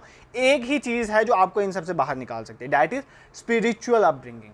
मतलब स्पिरिचुअली अपने आप को डेवलप करो। मतलब मैं ये नहीं बोलता मंदिर मस्जिद में जाकर नमाज पढ़ो या मंदिर में जाके पूजा करो, काइंड ऑफ ऐसे नहीं, मतलब वो आपकी अपनी चॉइस है, वो करो, वो तो करनी चाहिए। बट इसके साथ स्पिरिचुअली खुद को हटाओ, मतलब स्पिरिचुअल टेक्स्ट पढ़ो, ठीक है। अपने मतलब अपनी बॉडी पे थोड़ा कंट्रोल देखो, अपने इमोशंस को कंट्रोल करना सीखो। ये सब चीज़ें जब आप करोगे ना, मतलब जब आप स्पिरिचुअल टेक्स्ट पढ़ोगे ना, अल्टीमेटली आपकी जो मेंटल स्टेट है वो इंप्रूव हो जाती है। और थोड़ा टाइम खुद के साथ स्पेंड करो, थोड़े मतलब ऐसे लाइट एटमॉस्फेयर में बैठा करो, शाम और सुबह के टाइम में अकेले छत में बैठ के थोड़ी बहुत मेडिटेशन भी किया करो, ठीक है। चलो सर ये हमारी यंग एज है, एंजॉय करने, कहाँ मेडिटेशन के चक्करों में फंसा रहे हो। नेक्स्ट देखते हैं, दैट इज पैनिक डिसऑर्डर। देखो पैनिक डिसऑर्डर क्या होता है? देखो पैनिक डिसऑर्डर का मतलब होता है एक सडन सा आपको इंटेंस डर लगना, सडन सा अचानक सा आपको इंटेंस सा डर लगना, दैट इज नोन है पैनिक डिसऑर्डर। पैनिक अटैक्स आपने सुना होगा, बहुत लोगों को होते हैं, मतलब सडन सा उनको अचानक सा कोई एक ऐसा इंटेंस सा फियर होता है और उनकी कंडीशन खराब हो जाती है, चेस्ट में पेन निकल जाता है या हार्ट बीट बढ़ने शुरू, ट्रेम्बल करने शुरू हो जाए, फेंट हो जाते हैं, ये सारे क्या होते हैं? पैनिक डिसऑर्डर, ठीक है। पीटीएसडी, ये याद रखना, ये इंपॉर्टेंट है, इसकी फुल फॉर्म पता होनी चाहिए, पोस्ट ट्रोमैटिक स्ट्रेस डिसऑर्डर। इसको क्या बोलते हैं? Post traumatic stress disorder. मतलब आपकी लाइफ में कोई ट्रोमैटिक सा इंसिडेंट हुआ, उसके बाद में जो आपको स्ट्रेस की प्रॉब्लम होती है, that is known as PTSD. मतलब आपकी लाइफ में कोई ऐसा इंसिडेंट हुआ, खतरनाक इंसिडेंट हुआ, फॉर एग्जाम्पल आपका फैमिली मेंबर कोई चला गया या आपका ब्रेकअप हो गया, कुछ भी ऐसी चीज़ हुई जिसको आप बियर नहीं कर पाए और उसके बाद आपको उस ट्रॉमा के बाद प्रॉब्लम होने शुरू होगी, तो that is known as PTSD, post traumatic stress disorder. इसके सिम्टम्स भी ऑलमोस्ट सेम होते हैं, आपको डर लगता है यार रात को, ठीक है, एंजाइटी होती है बहुत ज़्यादा, हेडेक होती है, नर्वसनेस रहती है, कईयों को वॉमिटिंग्स भी होती हैं, कुछ स्लीपिंग प्रॉब्लम्स आती हैं, ये सारी चीज़ें इसके साथ रिलेटेड हैं, ठीक है। I hope this is clear to you. ये टॉपिक हमने कवर कर दिया। सर आपने ये टॉपिक पहले क्यों पढ़ा? इसलिए पढ़ाया था क्योंकि ये इंटरेस्टिंग टॉपिक था, इसलिए पहले पढ़ा दिया। अब हम जो पढ़ने जा रहे हैं ना वो थोड़ा थ्योरेटिकल है, तो वहाँ पर थोड़ा आपका दिमाग लगेगा। आप कंसंट्रेशन पूरी रखना, क्योंकि सबसे ज़्यादा बच्चे यहीं पर मार खाते हैं कि सर थ्योरीज किसने क्या दी, किसने क्या बोला, भूल जाते हैं। तो इस टॉपिक में ना सोशलाइजेशन, इसकी थ्योरी, उसके बाद जो सोशल डेवलपमेंट वाली थ्योरीज हैं, इस पर टाइम लगाना, अपना पूरी कंसंट्रेशन मुझे देना और देखना ये टॉपिक आपको कोई प्रॉब्लम नहीं आएगी, ठीक है। सबसे पहली बात, सबसे इंपॉर्टेंट चीज़, सोशलाइजेशन होती क्या है ये पता हो। देखो एक चैप्टर करने के बाद ना 2 मिनट बात करेंगे, आराम से बात करेंगे, पहले ये चैप्टर कंप्लीट कर लो यार। ये मतलब इस पे ना कंसंट्रेशन देनी है आपने थ्योरीज पे। सोशलाइजेशन का मतलब क्या होता है यार? जब भी किसी वर्ड के साथ आइजेशन लग जाता है, वो एक प्रोसेस होता है। सोशलाइजेशन एक प्रोसेस है जिसमें आपको सिखाया जाता है आपको सोसाइटी में रहना कितना है, रहना कैसे, मतलब सोसाइटी के नॉर्म्स, वैल्यूज, कस्टम्स आपको सिखाए जाते हैं, that process known as socialise. तो वही हमने पढ़ना है कि कैसे सोशलाइजेशन हुई, उसकी क्या क्या थ्योरीज हैं, कैसे एक बच्चा होता है वो कैसे सोशलाइज होता है, चाइल्डहुड में क्या होता है, एडल्टहुड में क्या होता है, बूढ़ा होने में क्या होता है, वो सारी चीज़ें हमने थ्योरी ऑफ सोशलाइजेशन में पढ़ना है, ठीक है। समझ आ गया आपको? कंटेक्स्ट समझ आ गया? पढ़ना क्या? अब देखो एक एक करके थ्योरी पढ़ते हैं। सबसे पहले CH Coolidge theory of looking glass self, ठीक है। सबसे पहली बात आपको एग्जाम में पूछेगा लुकिंग ग्लास सेल्फ थ्योरी किसने दी है, तो CH कूली ने दी है, इतना याद कर लेना। इस थ्योरी में है क्या? देखो ये थ्योरी सिंपली ये कहती है कि सेल्फ और सोशल जो है ना ये अलग नहीं है, सेल्फ और सोशल जो है ये अलग नहीं है, ये एक कॉइन के दो, क्या बोलते हैं, एक कॉइन के दो साइड्स हैं, ठीक है, एक सिक्के के दो पहलू हैं, एक थाली के चट्टे बट्टे, ऐसे याद कर लो। मतलब कहने का मतलब क्या है, CH कूलीज की ये जो लुकिंग ग्लास सेल्फ थ्योरी क्या कहती है, मतलब आप अपने आप को सोसाइटी से अलग नहीं कर सकते भाई, मतलब ये मान रहे आपका सेल्फ जो है ना, आप जो खुद हो ना, वो सोसाइटी डिटरमाइन करती है। मैं क्या पहनूंगा मैं ये सोच के पहनता हूँ कि सोसाइटी क्या सोचेगी, मैं क्या काम करूँगा मैं ये सोचूंगा कि सोसाइटी इसको क्या लेगी। मतलब आपका अपना कुछ नहीं है भाई, सीधी बात है, सोसाइटी जैसे आपको इंटरप्रेट करेगी आप उसके अकॉर्डिंग चीज़ें चलते हो। फॉर एग्जांपल सोसाइटी आपके लिए एक गिलास का काम करे, एक मिरर का काम करे और आप उसको देख के अपना काम करते हो, that is known as looking glass self. ठीक है, समझ आ गया। मतलब आपका कोई भी एक्शन है वो सोसाइटी डिटरमाइन करिए, सोसाइटी को ये अच्छा नहीं लगेगा इसलिए आप ये नहीं करोगे या ऐसे चलता है। तो ये लुकिंग ग्लास सेल्फ थ्योरी इसलिए कहती है कि जो आपका सेल्फ है वो सोसाइटी के द्वारा ही चलता है, तो इसमें सोसाइटी को ज़्यादा इंफेसाइज किया गया। ठीक है, अब इसमें ना इस बेसिकली में एक सेल्फ आइडिया में 3 मेन एलिमेंट बोले गए थे। पहली बात आपकी इमेजिनेशन, पहला पॉइंट इसमें यह था, 3 मेन एलिमेंट थे। पहला पॉइंट ये कहता है कि आपकी इमेजिनेशन अपनी, मतलब आप ये सोचते हो कि आप दूसरे को कैसे लगोगे उसी तरह आप अपना काम करते हो। मतलब फॉर एग्जांपल आप कैसे दिखते हो वो आप ये सोच के दिखते हो ताकि दूसरे को कैसे लगे। दूसरी बात, आप कोई भी आपके दिमाग में ये इमेजिनेशन रहती है कि आप अपीयर कैसे हो रहे हो, आपको दूसरे कैसे जज करेंगे आप उसके अकॉर्डिंग हो। तो फॉर एग्जांपल यार इसमें सिंपल ये है कि आपको दूसरों के अकॉर्डिंग खुद करना, मतलब सोसाइटी के बेसिस में अपना काम कर रहे हो। ठीक है, और आपको जो फीलिंग आती है, सेल्फ फीलिंग आती है जैसे प्राइड की या आप दुखी हो जाते हैं, वो भी आप कहीं ना कहीं सोसाइटी आपको इंपैक्ट कर रही होती है। तो ये सारी चीज़ें सोसाइटी के इंपैक्ट से आती हैं। तो ये C.H. कूलियस की लुकिंग ग्लास सेल्फ वाली थ्योरी थी, इतना पढ़ लेना, इसमें ज़्यादा नहीं पढ़ना। इसमें एक स्टेटमेंट मैंने आपको बताई थी जो बहुत इंपॉर्टेंट थी, क्या थी? I am not what I think I am and I am not what you think I am what I think you think I am. ठीक है, मतलब मैं क्या हूँ, ध्यान से सुनो, मैं क्या हूँ, मैं वो नहीं हूँ जो मैं सोचता हूँ, मैं वो नहीं हूँ जो तुम सोचते हो मुझे, बट मैं वो हूँ कि जो मेरे दिमाग में चल रहा है कि तुम मेरे बारे में क्या सोचते हो। फॉर यार सिंपली देखो, मेरे लिए मैं कैसा हूँ, ठीक है, मेरे लिए मैं कैसा हूँ ये नहीं मैटर करता कि मैं अपने आप को कैसा समझता हूँ। फॉर एग्जाम्पल मैं अपने आप को अच्छा बुरा समझता हूँ, ये मेरे दिमाग में नहीं चल रहा है। आप मुझे अच्छा बुरा समझते हो, आप शायद मुझे अच्छा समझ रहे हो, बट मैं वो भी नहीं लूँगा। मैं पता क्या लूँगा, मेरे दिमाग में ही चल रहा है कि आप मुझे बुरा समझ रहे हो, मैं ये चीज़ इंटरप्रेट करके बैठा हूँ। तो बेसिकली यही है, मतलब सोसाइटी मुझे कैसे इंटरप्रेट करी उसके अकॉर्डिंग मैंने खुद को कंसीडर कर लिया है। चाहे सोसाइटी मुझे अच्छा ही सोच रही होगी, बट मेरे दिमाग में ये है कि सोसाइटी मुझे बुरा समझ रही है, तो उसके अकॉर्डिंग चीज़ें आपके दिमाग में आती है। अगर नहीं भी समझ आए यार कुछ नहीं करना, लुकिंग ग्लास सेल्फ का मतलब होता है आपको आपकी सोसाइटी एम्फेसाइज कर रही है, बस सिंपल बात खत्म। नेक्स्ट, अब देखो ये कूलीज का कंसेप्ट हो गया। उसके बाद ये इंपॉर्टेंट है, जॉर्ज हर्बर्ट मीट्स। ठीक है, ये इंपॉर्टेंट है। G.H. मीट्स भी कहते हैं, आपको एग्जाम में G.H. मीट्स भी आ सकते हैं। G.H. मीट्स का जो कंसेप्ट था ना, G.H. मीट्स का, ये भी बेसिकली साइकोलॉजिस्ट और फिलोसोफर थे। ये भी कुली के कंसेप्ट के साथ बिल्कुल मतलब एग्री करते थे कि सेल्फ जो है सोशल है, मतलब आप क्या हो आपको सोसाइटी एम्फेसाइज करती है। बट इन्होंने सेल्फ की 2 टाइप्स बता दी। इन्होंने क्या बोला, आपका जो सेल्फ है ना बेसिकली वो 2 चीज़ों से बना हुआ है। किन 2 चीज़ों से बना हुआ है? एक आई से बना हुआ है, ध्यान से सुना, एक आई से बना हुआ है, एक आपका मी। मतलब आपके सेल्फ, आपके अपनेपन के 2 पार्ट, एक आई वाला पार्ट है, एक मी वाला पार्ट है। आई वाला पार्ट आपका साइकोलॉजिकल है, आपका अपना साइकोलॉजिकल है, मतलब आप जो सोचते हो। फॉर एग्जांपल आपकी जो अपनी डिज़ायर्स हैं, आपके अपने इमोशंस हैं। फॉर एग्जांपल मेरे कुछ अपने इमोशंस होंगे ना, अपने भी तो कुछ इमोशंस हैं। मी वो पार्ट आ जाता है सेल्फ का जो सोसाइटी के बेसिस में चलता है। फॉर एग्जांपल मतलब आपका सेल्फ जो है जो इवेल्युएट करिए सोसाइटी, मतलब आप पे इमोशनल कंट्रोल कौन किसका है? सोसाइटी का, वो मी वाला पार्ट आ जाता है। और आई वाला जो है अपना नेचुरल पार्ट है। फॉर एग्जाम्पल मेरे अपने इमोशंस हैं कुछ, ठीक है, टुवर्ड्स टीचिंग, वो मेरा साइकोलॉजिकल पार्ट है। बट सोसाइटी मुझे कैसे लेके चल रही है अगर मैं उस पार्ट पे ध्यान देता हूँ, वो मेरा मी वाला पार्ट है। ठीक है, आई और मी वाला पार्ट, आई का अपना नेचुरल पार्ट है आपका साइकोलॉजिकल, और मी जो है वो सोशल पर्सपेक्टिव से आपका क्या पार्ट है, उस तरह से आपने चीज़ें देखनी है। ठीक है, अब इन्होंने एक और, मीड ने एक और इंपॉर्टेंट चीज़ दी थी जो एग्जाम में पूछी जाती है। देखो मैं बहुत सिंपल करके पढ़ा रहा हूँ, अगर आप बिल्कुल इनको ना बुक्स में पढ़ते शुरू हो जाओगे आप तो पागल ही हो जाओगे। ठीक है, क्योंकि टाइम बहुत कम है, बट आप इतना भी याद रखोगे ना और दिमाग खोल के पेपर करोगे तो मुझे ऐसा एश्योरेंस है कि हो जाएगा। बाकी मैं ऐसा नहीं बोलता कि यार सारा यहीं से आएगा, वो तो मैं भगवान तो हूँ नहीं जो पेपर, या मैंने तो एग्जामिनर हूँ नहीं, मैंने सेट किया है, बट आई विल ट्राई कि जो जो इंपॉर्टेंट है वो कवर हो जाए आज के लेक्चर में। ठीक है, उसके बाद ये सेल्फ की डेवलपमेंट के लिए ना, मतलब हमारा सेल्फ कैसे बनता है, ये जो मेरा सेल्फ है फॉर एग्जांपल जो सोसाइटी जिस पे इंपैक्ट करी है वो कैसे बनता है, उसके लिए मीड ने 3 स्टेजेस दी थी। एक स्टेज थी प्रिपरेटरी स्टेज, ये याद रख लेना यार, ये इंपॉर्टेंट में पूछा जा सकता है। एक था प्रिपरेटरी स्टेज, ठीक है, स्पेलिंग देख लेना। दूसरा प्ले वाली स्टेज, और तीसरा कौन सी है? Game stage. ये 3 स्टेजेस थे, मतलब 0 से, मतलब जन्म से 2 साल तक का ये that is preparatory stage.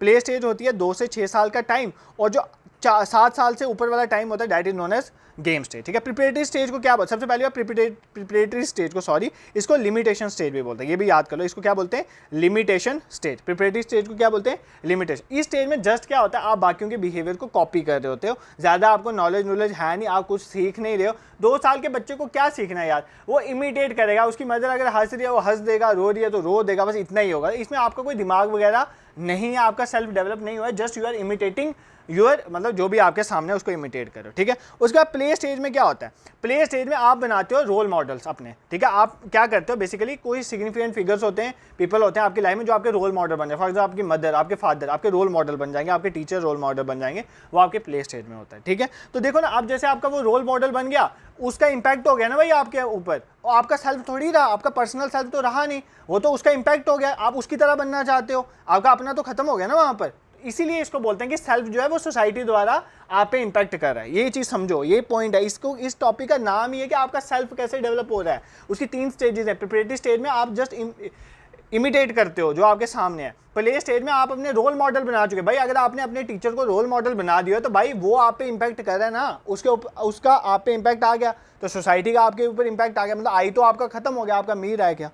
I hope आपको चीज़ें समझ आ रही होंगी, ठीक है। गेम स्टेज में क्या होता है, game stage 3rd and final stage है, जिसमें पूरा एक जो इंडिविजुअल है वो इन्वॉल्व हो जाता है ऑर्गेनाइज्ड वे में सोसाइटी में, वो सोसाइटी की चीज़ों को समझता है, एज्यूम करना शुरू हो जाता है, उस तरह से एक्शन करना शुरू, मतलब आपका सेल्फ मी वाला बन गया यहाँ पर, ठीक है। I hope this is clear to you. ये दूसरी थ्योरी होगी जो आपको कवर होगी, किसकी, GH मीट्स की। कूली की पढ़ ली, GH मीट्स की कर ली। अब फ्रेड बोलो, फ्रूट बोलो, भाई बहुत इंपॉर्टेंट बनता है ये बहुत इंपॉर्टेंट है, मतलब इसको तो पढ़ना अच्छे से पढ़ना। पहली बात, ये साइकेट्रिस्ट है, ये फाउंडर ऑफ साइको एनालिसिस, मतलब ब्रेन की स्टडी के साथ इसने, मतलब ह्यूमन माइंड के अराउंड ही सारी स्टडी जो है फ्रूड की ऑलमोस्ट लाई करती हैं, ठीक है।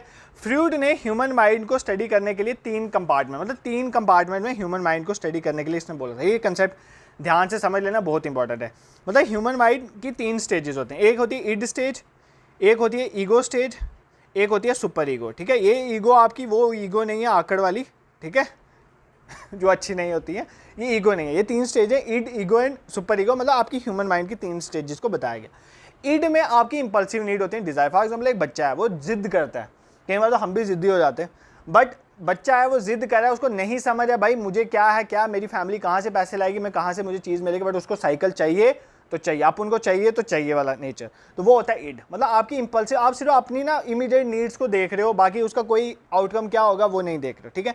सुपर, देखो पहले इड समझ लिया, ये बिल्कुल इंपल्सिव वाला है। सुपर ईगो पता क्या होता है, जब आप इतने समझदार बन गए हो कि अब आप कोई चीज़ की, आपको डिज़ायर्स का लेवल भी क्रॉस कर चुके हो, ठीक है। अब आपको डिज़ायर्स भी ना बचे, आप बिल्कुल सोसाइटी को मॉरल इमॉरल हर तरीके से समझो, मतलब बिल्कुल एक सुलझा हुआ इंसान, जो हम बिल्कुल नहीं है। तो बिल्कुल एक सुलझा हुआ इंसान जब पहुंच जाता है ना, उस स्टेज में, कौन सी स्टेज बोलते हैं, या इसको हम बेसिकली आपको एग्जाम में पूछेगा किस स्टेज को मॉरल मास्टर भी कहते हैं, मतलब मॉरली आप बहुत ज़्यादा डेवलप हो गए या मॉरल गुरु कहेंगे, वो सुपर ईगो स्टेज आ जाती है, ठीक है। ये स्टेज भी अच्छी नहीं होती, ये स्टेज भी नहीं होती, इन दोनों के बीच में जो बैलेंस बना के स्टेज चलती है, मतलब जब आपको डिज़ायर्स भी हैं और आप उसका देख भी रहे हो कि दूसरे पे क्या असर होगा, मेरी फैमिली के पास अभी ये नहीं है तो मैं नहीं लेता हूँ, ये आ जाती है इको वाली स्टेज, ठीक है। तो ये आपको याद रखें, तीनों कंसेप्ट फ्रूड ने दिए थे ह्यूमन माइंड की डेवलपमेंट की, ये भी थ्योरी ऑफ सोशलाइजेशन। देखो ना यार, हमारा माइंड ही तो यहाँ पर सोशलाइज हो रहा है ना धीरे धीरे। पहले हमारे पास, देखो यार, जब हम छोटे थे तो हम भी जिद्दी थे, हमें चाहिए तो चाहिए, अब खुद आ गए उस स्टेज पे तो चाहिए चाहिए नहीं होता है, सब कुछ देख सुन के लेते हैं, तो ईगो वाली स्टेज में हम भी पहुंच गए। सुपर ईगो तो हम आने नहीं देंगे क्योंकि हमने मिडल में रहना है दोनों स्टेजेस में, ठीक है। तो इतना आपको याद रखना है, ठीक है। 3 स्टेजेस हो गई हमारी, मतलब 3 थ्योरीज हमारी होगी। नेक्स्ट थ्योरीज जीन पियागे, ठीक है। जीन पियागे की थ्योरी है, टी साइलेंट होता है यहाँ पर। इनकी थ्योरी है कॉग्निटिव डेवलपमेंट, कॉग्निटिव मतलब आपकी माइंड की डेवलपमेंट की, ठीक है। इन्होंने भी एक सोशलाइजेशन की एक थ्योरी दी है, जीन पियाजे ने, कॉग्निटिव डेवलपमेंट की, ठीक है। इनकी थ्योरी में यही है कि कैसे चिल्ड्रन जो है सोचता है, कैसे मतलब वो रीजंस लेता है चीज़ों का। इन्होंने बेसिकली 4 स्टेजेस बताई, 4 इंपॉर्टेंट स्टेजेस हैं, वहीं से आप समझ जाओगे कि कहना क्या चाहते हैं। तो 4 स्टेजेस क्या हैं जो जीन पियागे ने दी हैं कॉग्निटिव, मतलब आपके माइंड के डेवलपमेंट की इन्होंने 4 स्टेजेस दी हैं, बस इतना याद कर लो, नाम से ही आपको पता चल जाएगा उन स्टेजेस के बारे में। पहली स्टेज सेंसरी मोटर, पहले नाम लिख लेता हूँ, सेंसरी मोटर स्टेज, ठीक है। Second stage is pre operational stage, ठीक है। Third stage is concrete operational stage. आज तो मेरा टैब भी खराब हो चुका है, मेरा पेन टैब काम नहीं कर रहा है, मेरे को इसका वो स्टाइलस चेंज करना पड़ेगा कल। ऑल दो मेरे पास है, मैं ढूंढूंगा, नहीं मिला तो दिक्कत आ जाएगी। 2 दिन आपका एग्ज़ाम को रह गए, इस टाइम ये ऑनलाइन भी नहीं आएगा। मैं चाहता नहीं हूँ कोई प्रॉब्लम आए, बट एनी हो देखते हैं। फॉर्मल ऑपरेशन, ये 4 स्टेजेस, हमारे पास 4 स्टेजेस आ जाती हैं डेवलपमेंट की। एक sensory motor stage, pre operational stage, concrete operation stage, formal operation. देखो सेंसरी मोटर स्टेज वो बिल्कुल छोटे बच्चे वाली उम्र ना, छोटे बच्चे 2 साल से कम वाली उम्र, मतलब आपको कुछ नहीं, आपको आप सोच नहीं समझते, आपको कोई सोचना नहीं आता, कोई रीज़न नहीं पता, जस्ट आप सेंस करते हो, अपने सेंसेस को यूज़ करते हो, टेस्ट करते हो, रोते हो, हंसते हो, काइंड ऑफ ये वाली stage that is known as sensory motor stage. ठीक है, यहाँ पर आप चीज़ों को समझ नहीं पा रहे हो। उसके बाद प्री ऑपरेशनल स्टेज, मतलब ऑपरेशन से पहले वाली स्टेज, 2 से 7 साल की जनरली ये स्टेज बोल जाती है। इसमें आप क्या करते हो, सिंबल्स को यूज़ करना शुरू हो जाते हो। फॉर एग्जांपल कुछ वर्ड्स आप अंडरस्टैंड करना शुरू हो जाते हो, उस वर्ड्स को यूज़ करना शुरू, मदर का नाम, फादर का नाम, या और कुछ बताना शुरू कर, मुझे ये चाहिए काइंड ऑफ। तो ये थोड़ा आपका प्री ऑपरेशन स्टेज आ गया। ठीक है, फिर ऑपरेशन स्टेज आपकी 7 साल से 12 साल की एज जो है ये कंसीडर की जाती है ऑपरेशन स्टेज। इसमें एक बच्चा सोचना शुरू हो जाता है। ठीक है, कि किसी चीज़ का कॉज क्या, फॉर एग्जाम्पल अगर उसके साथ उसको लगी है तो उसको पता चल जाएगा कि मैं भाग रहा था, मैं गिरा, इस वजह से मुझे लगी, तो मतलब वो समझना शुरू हो जाता है, कॉज और इफेक्ट के बारे में पता चल जाता है। बट अभी भी वो इतना प्रिपेयर नहीं हुआ कि वो एब्स्ट्रैक्टली सोच सके। तो सबसे ज़्यादा एब्स्ट्रैक्ट वो कौन सी स्टेज में सोचता है, फॉर्मल ऑपरेशन स्टेज 12+, क्योंकि यार 7 से 12 वाली एज ये मतलब कच्ची एज होती है। उसके बाद जाके आप थोड़ा सोचना समझना और रीजंस और ये सारी चीज़ें आपके दिमाग में डेवलप होने शुरू हो जाती हैं। ये कौन सा आ गया, फॉर्मल ऑपरेशन स्टेज। ठीक है, तो कुछ नहीं है, जीन पे आगे ने आपके माइंड के डेवलपमेंट की 4 स्टेजेस बताई हैं। एग्जाम में 4 स्टेजेस आपको दे देगा, कौन सी है तो मैंने बता दिया, sensory motor, pre operational, concrete operational, formal operational. Sensory motor बच्चे वाली 2 साल की स्टेज, कुछ नहीं, जस्ट सेंसेज है आपके पास, कोई समझना नहीं आता आपको। प्री ऑपरेशन में 2 से 7, मतलब थोड़ा बहुत सिंबल विम्बल यूज़ कर रहे हो आप, थोड़ा समझ रहे हो, अंडरस्टैंड कर रहे हो किसी बात के ऑब्जेक्ट को, मतलब चीज़ों को अंडरस्टैंड कर रहे हो, कोई बुला रहा है मदर तो पता है वहाँ पर जाना है तो चल जा रहे हो, ऐसा है। कंक्रीट ऑपरेशन स्टेज में 7 से 12 साल वाली स्टेज में, जिसमें आप कॉज और इफेक्ट, आपको अगर कोई चीज़ हो रही है तो उसका कॉज भी पता चल रहा है, उसका इफेक्ट क्या होगा ये भी पता है। फॉर एग्जाम्पल मैं आग के ऊपर हाथ रखूँगा तो मेरा हाथ जलेगा, तो समझ आ रहा है, तो कंक्रीट ऑपरेशन। और फॉर्मल ऑपरेशन स्टेज में तो आप फिर समझदार हो जाते हो कि चौथी स्टेज है तो उसके बाद समझदारी आप में आ जाती है। तो these are the socialisation theories, इतना आपको समझ आ गया। उसके बाद आपका जो टॉपिक मेंशन है दैट इज, ये तो हम नेक्स्ट चैप्टर में पहुंच गए, बट एक टॉपिक आपका भी रहता है जो हमें इसी चैप्टर में पढ़ना है, ये लास्ट टॉपिक है, इसमें ध्यान देना कि इंपॉर्टेंट है, एग्जाम में पूछा जाएगा। ठीक है, इसमें है stages and theories of human development, मतलब ह्यूमन की जो डेवलपमेंट है उसकी क्या स्टेजेस और थ्योरीज हैं, ये आपके सिलेबस में मेंशन है। ठीक है, इसमें 2 बंदे आपने पढ़ने हैं। एक तो ऑल्दो मैंने पढ़ाई दिया, फ्रूट के बारे में तो ऑलमोस्ट पढ़ाई दिया मैंने आपको, ठीक है, वापस देख लेंगे। और दूसरा हमने इरेक्शन के बारे में पढ़ना। Erection is also very important person, ये दोनों ही इंपॉर्टेंट है, फ्रूट और इरेक्शन दोनों क्या है, साइको एनालिस्ट, मतलब आपके दिमाग में पढ़ते हैं। बट इन दोनों में डिफरेंस क्या, देखो इरेक्शन का मानना था कि आपका जो ब्रेन डेवलप होता है ना वो बेसिकली सोसाइटी के बेसिस में डेवलप करता है, मतलब यहाँ पे सोशल एंगल है, आपके ब्रेन और सोसाइटी का एंगल है यहाँ पे ब्रेन की डेवलपमेंट के लिए। फ्रूड महाराज बता क्या बोलते थे, आपका जो ब्रेन डेवलप होता है ना वो आपकी बॉडी की सेक्सुअलिटी पे डिपेंड करता है ज़्यादा, मतलब फॉर एग्जाम्पल आपकी बायोलॉजी पे डिपेंड करता है, फिजियोलॉजी पे डिपेंड करता है, ना कि सोसाइटी का इतना इंपैक्ट है। मतलब दोनों हमारे माइंड को स्टडी करते हैं, साइको मतलब माइंड, एक थोड़ा सोशल एंगल लेके पढ़ता है और बोलता है सोसाइटी का ज़्यादा इंपैक्ट है, और दूसरा सेक्सुअली ज़्यादा बोलता है। ठीक है, तो इतना आपको पढ़ना है। ठीक है, अब एरिक्सन साहब पहले देख लेते हैं, इन्होंने सोशल वाला एंगल लिया, तो इन्होंने बेसिकली बताया है कि 8 स्टेजेस हैं। अब इनकी स्टेजेस पता होनी चाहिए, बहुत अच्छे से पढ़ाया हुआ है, अगर इधर जल्दबाजी में समझ नहीं आया तो वो फुल लेंथ वाला लेक्चर देख लेना, फुल वाला लेक्चर जो है इसका उधर समझ आ जाएगा। इन्होंने 8 स्टेजेस बताई थी कि ह्यूमन के माइंड की डेवलपमेंट कैसे हुई। सबसे पहली स्टेज इन्होंने बताई, एक इन्फेंसी स्टेज थी, सबसे पहली कौन सी, इन्फेंसी स्टेज। ठीक है, एक मैं नाम लिख लेता हूँ पहले इनके, फिर बाद में करते हैं। सेकंड इज टोडलर हुड वाली स्टेज, उसके बाद स्कूल जाने से पहले वाली स्टेज, प्री स्कूल स्टेज, फिर उसके बाद स्कूल एज जिसको हम एडोलसेंट एज भी कहते हैं, प्री एडोलसेंट, मतलब स्कूल एज को प्री एडोलसेंट एज भी कहते हैं। उसके बाद एडोलसेंट एज आ जाती है हमारी, ठीक है, एडोलसेंट। उसके बाद यंग एडल्टहुड एज आ जाती है, यंग एडल्टहुड वाली एज आ जाती है हमारी। उसके बाद मिडल एडल्टहुड वाली हमारी एज आ जाती है, कौन सी आ जाती है, मिडल एडल्टहुड। और 8वीं एज हमारी ओल्ड एज वाली आ जाती है, जिसमें हमसे कुछ नहीं होता है। ठीक है, सबसे पहले इन्फेंसी स्टेज, मतलब 1.5 साल तक की उम्र के लिए ये बोलता है कि इन्फेंसी स्टेज मतलब 18 महीने से कम वाली। इसमें क्या होता है, इसमें एक बच्चा होता है, इन्फेंट मतलब बच्चा, बच्चे में ट्रस्ट और मिसट्रस्ट डेवलप होता है। फॉर एग्जाम्पल एक बच्चा अपनी मदर, अगर फॉर एग्जाम्पल बच्चा रो रहा है और मदर वहाँ पर है तो उसको मदर पर ट्रस्ट होगा, अगर नहीं है तो मदर नहीं है वहाँ पर अवेलेबल नहीं है तो उसको मिसट्रस्ट हो जाएगा। इसलिए इन्फेंसी स्टेज को ट्रस्ट मिसट्रस्ट स्टेज भी कहते हैं। 3 ही बातें बोलूँगा हर एक स्टेज के लिए, उतना ही याद रखना, इससे डीप नहीं जाना। इन्फेंसी स्टेज को ट्रस्ट मिसट्रस्ट स्टेज भी बोलते हैं, मतलब ट्रस्ट होगा मदर पे या नहीं होगा, जो भी फैमिली मेम्बर है, 18 महीने तक की एज को ये बोला जाता है। उसके बाद टोडलरहुड क्या होता है, इस एज में क्या होता है बेसिकली, ये 2 से 3 साल की, इसमें बेसिकली आपको क्या या तो ऑटोनॉमी आएगी आपके अंदर ऑटोनॉमी आएगी या शेम एंड डाउट होगा। फॉर एग्जांपल मतलब बेसिकली आपको थोड़ा अगर टॉयलेट करने की ऑटोनॉमी दी जाए तो आपको बड़े होकर भी ऑटोनॉमी रहेगी आपके माइंड में, और जब आपको फॉर एग्जांपल पेरेंट्स साथ जा रहे हैं काइंड ऑफ ऐसा चल रहा है, शेम एंड डाउट वाली सिचुएशन आ जाए। ये टॉयलेट वाली स्टेज होती है हमें। प्री स्कूल जो होती है मतलब स्कूल से पहले 3 से 6 साल वाली एज होती है, इसमें क्या होता है या तो आपको इनिशिएशन मिलेगा या आपको गिल्ट हो जाएगा। फॉर एग्जांपल अगर आपको पेरेंट्स आपके प्रमोट करें किसी चीज़ के लिए तो आपको इनिशिएशन होगा, अदरवाइज आपको गिल्ट रहेगा। तो 3 से 6 साल की ये उम्र हो जाती है। उसका जो आपकी स्कूल एज या प्री एडोलसेंट एज होती है उसमें क्या होती है, आइडेंटिटी वर्सेस रोल। क्या आइडेंटिटी वर्सेस रोल नहीं, उसमें होता है इंडस्ट्री वर्सेस इन्फीरियरिटी। मतलब फॉर एग्जांपल अगर आप स्कूल में और आपके टीचर आपको प्रमोट कर रहे हैं हर चीज़ के लिए, तो मतलब इस स्टेज में क्या होगा, अगर आपके टीचर आपको प्रमोट कर रहे हैं, मतलब ये 6 से 12 साल की एज होती है, इसमें क्या होगा, अगर टीचर आपको प्रमोट करें तो आप इंडस्ट्रियस खुद को फील करोगे, मतलब आप अच्छे हो। तो अगर आपको नहीं प्रमोट किया जाएगा तो आप इन्फीरियर फील करोगे। तो ये इस स्टेज में आता है, किस स्टेज में, प्री एडोलसेंट या स्कूल एज में। फिर एडोलसेंट वाली स्टेज में आप अपनी आइडेंटिटी चूज कर चुके होते हो, आइडेंटिटी वर्सेस रोल। मतलब आपको समझ आ जाता है आपने क्या करना है, या अगर आपको नहीं समझ आया तो आप कंफ्यूजन वाली स्टेज में चल जाओगे। ये एडोलसेंट स्टेज में होता है 12 से 18 साल की एज में आपको समझ आता है। मुझे तो समझ आ गया था मुझे क्या बनना है, ठीक है, ऑल्दो मैं बना नहीं वो, बट मुझे समझ आ गया था मुझे क्या बनना है। तो बेसिकली एडोलसेंट वाली स्टेज में आपको ये समझ आ रहा था। उसके बाद यंग एडल्टहुड एज ये आ गई आपकी टीन एज से ऊपर 18 से 40 साल। इसमें क्या होगा भाई, आपकी शादियाँ वादियाँ होंगी, इंटीमेसी होगी, ये वो स्टेज होती है। इंटीमेसी वर्सेस आइसोलेशन, मतलब इस एज में आपको पता चल जाता है आपने किसी का रिलेशनशिप में रहना है या धोखे ज़्यादा खा लिए तो पता चल जाता है आइसोलेशन में रहना है, ठीक है, आपको ही नहीं चाहिए।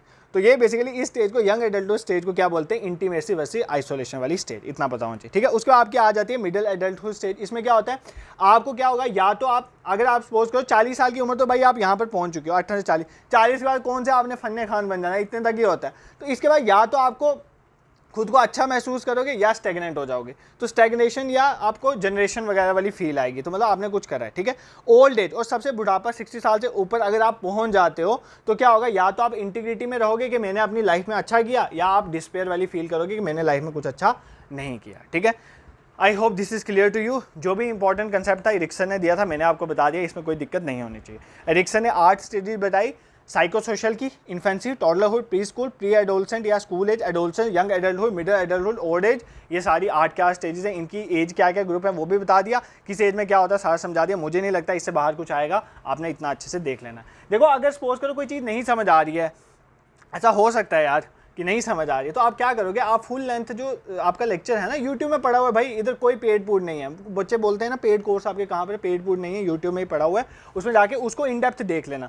सुपरवाइज स्पेशलाइजेशन करके मैं डिस्क्रिप्शन में भी डाल दूंगा। जिस लेक्चर में दिक्कत आएगी जिस टॉपिक में, उसी टॉपिक को जाके देखना। बाकी अब इतना दिमाग अपना वेस्ट मत करना, 2 दिन रह गए, बिल्कुल भी डरना मत। जो जो चीज़ें पढ़ी, अगर सपोज करो इनमें से कुछ चीज़ें आपने नहीं भी पढ़ी है, कहीं और से पढ़ रहे थे उसने नहीं पढ़ा है, तो बिल्कुल तब भी वीक फील नहीं करना यार। इस टाइम आपको कॉन्फिडेंस हो जाए प्रो वाला, ठीक है, प्रो कॉन्फिडेंस लेके जाओगे एग्जाम में तो हो जाएगा काम, ठीक है। उसके बाद अब एरिक्सन साहब तो हो गए। फ्रूड साहब की 3 चीजें, इड,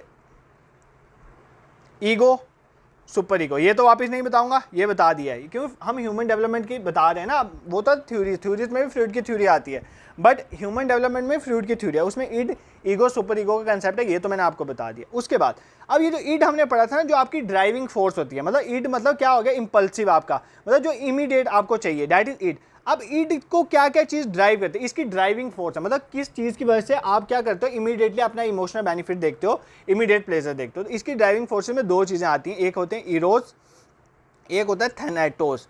थैनेटोस क्या बताया था आपको मैंने, डेथ के रिलेटेड है, तो बेसिकली यही है। इरोस क्या है, इरोस इनको बोलते हैं लाइफ फोर्सेस। इरोस क्या होती है, लाइफ फोर्सेस, मतलब एक ऐसी फोर्सेस जो लाइफ को बढ़ाने का काम करे आपकी। फॉर एग्जांपल आपकी सेक्सुअल डिजायर्स, ठीक है, आपकी पेन को अवॉइड करने वाली चीज़ें, तो वो आ गई आपकी इरोज। इसकी अगर ये वाली डिजायर्स आपके अंदर पैदा हो रही है, देखो ईड का मतलब ही डिजायर है, तो अगर ये वाली डिजायर्स अगर आपको सपोज कर इरोज आपको प्रमोट करेगा तो बेसिकली ये वाली डिजायर्स आएंगी। बट अगर आपको थैनोटोस प्रमोट करेगा तो आपको डेथ वाली फोर्सेस आएंगी, मतलब आपको बेसिकली वायलेंस करना पसंद होगा, डिस्ट्रक्शन करना, एग्रेशन वाला। तो बेसिकली वो नेचर अगर आपके आ रहा है तो मतलब थैनेटोस आपके अंदर है, ठीक है। तो ये दोस्त है, ये किसने बोला है, ये फ्रूड ने बोला, ये मैं नहीं बोल रहा हूँ, ठीक है, ये उन्होंने ही बोला है। तो बेसिकली इतना याद कर लेना, ये नहीं बोलो कि सर आप ये क्या बातें कर रहे हो, ऐसा नहीं होता है भाई, वो थ्योरी है, ये कोई फिजिक्स थोड़ी है, प्रैक्टिकली प्रूव है हर चीज़, ये थ्योरी है, यहाँ पर कोई भी कुछ भी बोल सकता है, समझ के ही बोलते हैं, ऑलमोस्ट चीज़ें सेम ही होती हैं। अब देखो, अब एरिक्सन ने जैसे 8 स्टेजेस बताई थी ना हमारे माइंड की डेवलपमेंट की, इन्होंने बताई 5 स्टेजेस। कौन सी बताई, 5 स्टेजेस फ्रूड ने। लेकिन फ्रूड का कंसेप्ट साइकोसेक्सुअल था, ये वर्ड मत भूलना, उसका साइकोसोशल था एरिक्सन का। इसने सबसे पहली स्टेज बताई ओरल स्टेज, ठीक है, दूसरी स्टेज बताई एनल स्टेज, ठीक है, तीसरी स्टेज बताई फैलिक स्टेज, कौन सी स्टेज, फैलिक स्टेज, चौथी स्टेज बताई लेटेंसी स्टेज, कौन सी, लेटेंसी स्टेज, और पांचवी स्टेज बताई जेनिटल स्टेज, ठीक है, जेनिटल स्टेज। याद हो गया, इसमें कोई दिक्कत नहीं। पहली stage oral, anal, phallic, latency और जेनिटल स्टेज। पहली स्टेज जो है बेसिकली 1.5 साल तक की है, 0 से 1.5 साल, दूसरी 1.5 से 3 साल की उम्र, तीसरी आ गई 3 से 5 साल लगा लो, चौथी आ गई 5 से 12 साल लगा लो, और 12 प्लस जो है जेनिटल से। थोड़ा थोड़ा वेरिएशन होता है बुक्स में, बट ऑलमोस्ट इतना ही रहता है, ठीक है। देखो पहली स्टेज को इसने बोला ईड वाली स्टेज, मतलब यार क्यों ईड वाली स्टेज बोला, पहली स्टेज में क्या, आपको सिर्फ जस्ट प्लेजर से अपने तक है। बच्चे को क्या चाहिए, 0 से 1.5 साल का बच्चा दूध ही पिएगा, उसको दूध से प्लेजर मिल रहा है माउथ के थ्रू, तो बस ये आ गई ओरल स्टेज आपकी। ओरल मतलब होता है जो बॉडी पार्ट से ओरली कंज्यूम करते हैं, माउथ आपका हो गया। सेकंड इज एनल स्टेज, 1.5 साल से 3 साल का बच्चे की क्या होती है, टॉयलेट ट्रेनिंग, क्या होती है, टॉयलेट ट्रेनिंग, यहीं पर इसको ईगो स्टेज भी कहते हैं कई बार, ठीक है। फैलिक स्टेज कौन सी, 3 से 5, 3 साल से 5 साल का बच्चा, देखो ये इंपॉर्टेंट स्टेज है, इसको समझना। इसमें क्या होता है, इस स्टेज में ये बोला जाता है कि जो बेबी बॉय होगा ना, 3 से 5 साल का अगर बच्चा बेबी बॉय होगा तो वो अपनी मदर की तरफ अट्रैक्ट होगा, अपोजिट सेक्स, और अगर वो फीमेल होगी तो अपने फादर की तरफ अट्रैक्ट होगी। बट इस स्टेज को बहुत क्रिटिसाइज किया जाता है इंडिया में, ठीक है, क्योंकि ये बेसिकली क्या है, सेक्सुअल अट्रैक्शन के रिलेटेड है। तो 3 से 5 साल के बच्चे में सेक्सुअल अट्रैक्शन वगैरह वाली चीज़ डिफरेंट, जो साइकेट्रिस्ट है वो बोलते हैं ऐसी चीज़ नहीं होती है 3 से 5 साल के बच्चे में, ठीक है, वो बाद में आती है सेक्सुअल जो अट्रैक्शन होती है टुवर्ड्स जो अपोजिट सेक्स होता है। तो बेसिकली इस स्टेज को इसलिए क्रिटिसाइज भी किया था, बट फैलिक स्टेज का आपको पता होना चाहिए। लेटेंसी स्टेज 5 से 12 साल की वाली एज, इसमें आपको प्लेजर मिलता है खेल कूद से, तो ये आपकी आ गई प्लेइंग वाली स्टेज, ठीक है। और जेनिटल स्टेज जो है बेसिकली क्या होता है, आप अट्रैक्ट करते हो टुवर्ड्स अपोजिट सेक्स, 12 के बाद आप अपोजिट सेक्स के लिए अट्रैक्ट करते हो, मेल फीमेल के लिए करता है, फीमेल मेल के लिए, तो ये होता है। देखो आपने इतना तो इस स्टेजेस को पढ़ने के बाद ये तो समझ आ गया ना, ये सारी स्टेजेस जो है सेक्स ओरिएंटेड है, उनकी तरफ थोड़ा टिल्टेड है, इसलिए इसको साइकोसेक्सुअल है। यहाँ पर सोसाइटी का कोई इंपैक्ट नहीं बताया। फॉर एग्जाम्पल वहाँ पर मैंने आपको बताया था ना, अगर मदर आपके साथ रहेगी तो ट्रस्ट बनेगा, अगर सपोज करो आप स्कूल वाली स्टेज में अगर आपको प्रमोट किया जाएगा तो आप बेसिकली इंटीग्रिटी वाली फीलिंग आएगी, अदरवाइज अगर नहीं प्रमोट किया जाएगा तो आप इन्फीरियर फील करोगे। तो ये वहाँ पर सोसाइटी का रोल था, यहाँ पर आपकी सेक्सुअलिटी का रोल है। जैसे फैलिक स्टेज में ये बोल रहा है कि जो बेबी बॉय होगा वो सेक्सुअल होने की वजह से वो मदर की तरफ अट्रैक्ट होगा, तो यहाँ पर वो वाला कंसेप्ट है, ठीक है। I hope this is clear to you. And the last concept of this topic, hardly 2 minute लेगा, सुन लो, उसके बाद 2 मिनट बातें, उसके बाद वापस सेशन स्टार्ट, ठीक है, ब्रेक लेंगे, पानी पियेंगे। देखो सबसे पहली बात, एक इंपॉर्टेंट चीज़ आपको पता होनी चाहिए, एक कंसेप्ट होता है इलेक्ट्रा कॉम्प्लेक्स और दूसरा ओडिपस कॉम्प्लेक्स, ओडिपस कॉम्प्लेक्स। पहली बात, ये कंसेप्ट किसने दिया ये पता होना चाहिए, ये भी फ्रूड ने दिया, सिगमंड फ्रूड, इसको पूरा नाम है सिगमंड फ्रूड, ठीक है, सिगमंड फ्रूड इसने दिया किसका कंसेप्ट, इलेक्ट्रा कॉम्प्लेक्स और ओडिपस। इलेक्ट्रा कॉम्प्लेक्स ये कहता है कि जो गर्ल चाइल्ड होती है ना, गर्ल चाइल्ड, देखो यार फ्रूड ने ये कंसेप्ट दिया है सेक्सुअल वाले, गर्ल चाइल्ड जो होती है उसकी अट्रैक्शन होती है टुवर्ड्स फादर, मतलब उसकी अफेक्शन होती है, प्यार होता है टुवर्ड्स हर फादर, तो ये इलेक्ट्रा कॉम्प्लेक्स कहता है। ऑडिपस कॉम्प्लेक्स कहता है जो बॉय चाइल्ड होता है, जो बेबी बॉय होता है या बॉय बड़े होकर भी जो लड़का होता है उसकी जो अफेक्शन होती है वो टुवर्ड्स होती है मदर। यहाँ तक तो ठीक था, बट इलेक्ट्रा कॉम्प्लेक्स में ये भी बोला गया कि गर्ल चाइल्ड जो है उसकी अफेक्शन होती है टुवर्ड्स मदर, बट यहाँ पर ये भी बोला गया राइवलरी होती है, जो गर्ल चाइल्ड होती है उसकी अफेक्शन होती है टुवर्ड्स फादर, बट यहाँ पर ये भी बोला गया है राइवलरी किसके अगेंस्ट होती है, मदर के अगेंस्ट। यहाँ पर उल्टा है, ऑडिपस कॉम्प्लेक्स में बॉय मदर की तरफ अफेक्शन होगी बट फादर की तरफ यहाँ पर पंगे होंगे, तो फादर के लिए राइवलरी होगी। आप मुझे कमेंट सेक्शन में बताना ये होता है कि नहीं होता, देखते हैं फ्रूड कितना सच बोलता है। आप सबको पता होगा आपके घर में क्या होता है, तो फॉर एग्जाम्पल आप सब तो गर्ल हो ना, आप तो यहाँ पर सारा इलेक्ट्रा कॉम्प्लेक्स के बारे में बताओगे, तो आप मुझे बताना कि क्या आपको अफेक्शन है टुवर्ड्स फादर और मदर के लिए राइवलरी है या नहीं है। वैसे देखते हैं ना, बेसिकली ये थ्योरी तो देंगे फ्रूट साहब हमें डाल के टेंशन पेपर में इतना पढ़ने के लिए, क्या ये सच भी है या नहीं, ये देखते हैं आज कमेंट सेक्शन में। ऑल्दो अभी आप नहीं करोगे कमेंट क्योंकि आप बहुत दुखी हो, आपका एग्जाम सिर पे, आप बहुत टेंशन आपके साथ। देखो यार ऐसे बहुत टेंशन लेके तैयारी नहीं होती है, थोड़ा चिल चुल करके तैयारी किया करो, अच्छे से पढ़ो, जब पढ़ रहे हो इस टाइम पढ़ रहे हो तो फुल कंसंट्रेशन पढ़ो भाई, बाकियों की टेंशन लेनी, बट जब हम पढ़ लेंगे उसके बाद जब हमने अपना चिल आउट वाला टाइम है हमारा तो चिल आउट करेंगे, दोनों टाइम को मिक्स नहीं करना कभी लाइफ में, ठीक है, तो अच्छे से काम चलेगा आपका। पानी पी लूँ मैं, चलो तुम भी पानी शानी पी लो, कुछ खाना पीना खा लो, 2 मिनट रेस्ट कर लो, क्योंकि दूसरा चैप्टर है, इसके बाद यूनिट 3 स्टार्ट हो रहा है आपका। उसके नेक्स्ट टॉपिक यही है, ह्यूमन राइट्स टू एवोल्यूशन से हम यूनिट जो हमारा नेक्स्ट यूनिट है उसको स्टार्ट करेंगे। इस टॉपिक में बहुत सारी फैक्चुअल इन्फॉर्मेशन है, बट ये टॉपिक ऑलमोस्ट मैंने पहले ही कवर कर दिया है। ह्यूमन राइट्स पहले ही था, वुमेन राइट्स पहले ही था, तो इतना टाइम अब इसको नहीं लगेगा। हमें पढ़ते हुए 1 घंटा नियर अबाउट हो गया है, तो कोशिश करूँगा आधे घंटे में ये भी कंप्लीट हो जाए, तो 1.5 घंटे का लेक्चर आपका बन जाएगा। और यार कल तो मैंने आपको बोलता कमेंट सेक्शन में दिखना थोड़ा, तो आप तो ज़्यादा ही दिख गए, धूम मचाई हुई थी आप सबने कमेंट सेक्शन में। मुझे लगता है कल का लेक्चर आपको थोड़ा समझ आया। आज भी कमेंट सेक्शन में बता देना कैसा लगा, मुझे भी थोड़ी मोटिवेशन मिलती रहती है, आपको समझ भी आ रही है, ये भी बताएगा समझ भी आता है कि नहीं, ठीक है, इतना भी बता दें। देखो अब नेक्स्ट टॉपिक है आपका human rights concept and evolution. इसको स्टार्ट यार एक चीज़ में एक बात कर लेता हूँ पहले। कमेंट सेक्शन में एक कमेंट के लिए मुझे टीम मेंबर ने बोला कि वहाँ पर एक कमेंट आया था, किसी ने लिखा कि सर मन तो करता है आपके चैनल को शेयर करें कुछ ऐसा करके, बट शेयर नहीं करते हैं, फिर सब पढ़ लेंगे।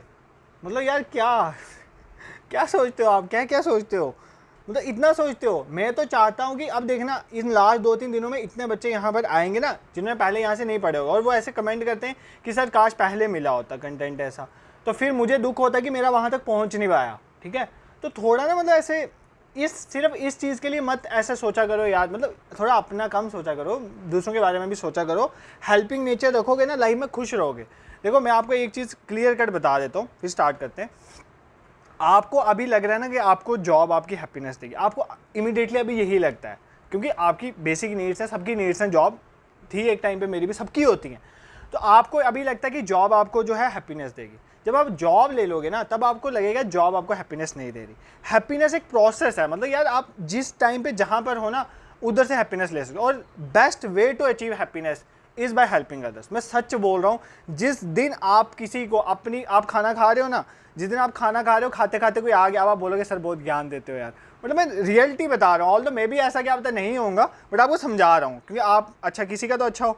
तो फॉर एग्जाम्पल अगर आप खाना खा रहे हो ना, किसी दिन आपको बहुत भूख लगी और एट अ टाइम कोई आ जाता है और आप आधा उसके साथ शेयर कर देते हो, आपका पेट फुल नहीं हुआ है, बट आपका मतलब उस दिन ना मन भर जाएगा, मतलब खुशी से कि मतलब भाई आज तो मैं तृप्त हो गया काइंड ऑफ। तो मतलब थोड़ा हेल्पिंग नेचर रखा करो अपना, वो आपको हैप्पीनेस में हेल्प करेगा। बाकी आप शेयर नहीं भी करोगे तो भी चल जाएगा काम, यार टेंशन मत लो। शेयर तो अब नहीं भी करोगे तो भी चलेगा, करोगे तो वेल एंड गुड। बाकी वो मजाक में था, मैं ऐसा कुछ वो नहीं कर रहा हूँ। कमेंट के किसी ने गलत लिखा, वो भी हंसने में था, इतना मुझे किसी ने बताया था, तो कोई दिक्कत नहीं। आप उस कमेंट को ढूंढने में टाइम वेस्ट मत करना, इधर पढ़ना अपना, ठीक है। Next is human right concept and revolution, कि ह्यूमन राइट का कंसेप्ट कहाँ से इवॉल्व हुआ हमें बताएं। देखो इसकी हिस्ट्री में ऑलरेडी आपको बता चुका हूँ। ह्यूमन राइट्स बेसिकली एक यूनिवर्सल कंसेप्ट है, ठीक है। ह्यूमन राइट्स सबके लिए एप्लीकेबल है भाई, कोई किसी भी रेस का है, जेंडर का है, रिलीजन का, कोई फर्क नहीं पड़ता। ह्यूमन राइट्स का कंसेप्ट आया था सेकंड वर्ल्ड वॉर के बाद। 1945 में सेकंड वर्ल्ड वॉर खत्म हुई थी, 39 से 45, और 1948 के टाइम पे हमने universal declaration of human rights को जो है अप्रूव करा था यूनाइटेड नेशन जनरल असेंबली ने 10 दिसंबर को। तो देख लो ये कब आया, बेसिकली सेकंड वर्ल्ड वॉर के बाद। एग्जाम में पूछ लेगा फर्स्ट वर्ल्ड वॉर के बाहर तो गलत हो जाएगा, ठीक है। इतना समझ आ गया। Universal declaration of human rights के बारे में बता दिया, एक बार वापस बता देता हूँ। Universal declaration of human rights एक क्या है, बेसिकली एक इंटरनेशनल सा डॉक्यूमेंट है जिसमें 30 ह्यूमन राइट्स बताए हुए हैं जो वर्ल्ड में चलते हैं, ठीक है, ह्यूमन राइट्स चलते हैं, ठीक है। सबसे पहली बात, इसको यूनाइटेड नेशन जनरल असेंबली ने प्रोक्लेम करा था कब, 10 दिसंबर 1948 में अडॉप्ट करा था। इसका जो रेजोल्यूशन नंबर था ना, वो एग्जाम में पूछा जा सकता है। रेजोल्यूशन नंबर 217 था। रेजोल्यूशन नंबर कौन सा था, 2017। कहाँ पर अडॉप्ट करा था, पेरिस में, पेरिस में अडॉप्ट करा था। और बोला जाता है कि जो ह्यूमन राइट्स की रूट है ना, वो बेबीलोनियन लॉ से हैं। बेबीलोनियन लॉ मतलब बेबीलोनियन एक एम्पायर होता था मेडिटेरेनियन सी और पर्शियन गल्फ के आसपास वाला, तो बोला जाता है वहाँ से क्या है, ये ह्यूमन राइट्स का कंसेप्ट जो है बेसिकली वहाँ से आया। इतना आपको समझ आ गया, ठीक है। अब जैसे ये तो हमने समझ लिया सर वर्ल्ड लेवल में, ठीक है, वर्ल्ड लेवल में हमें समझ लिया।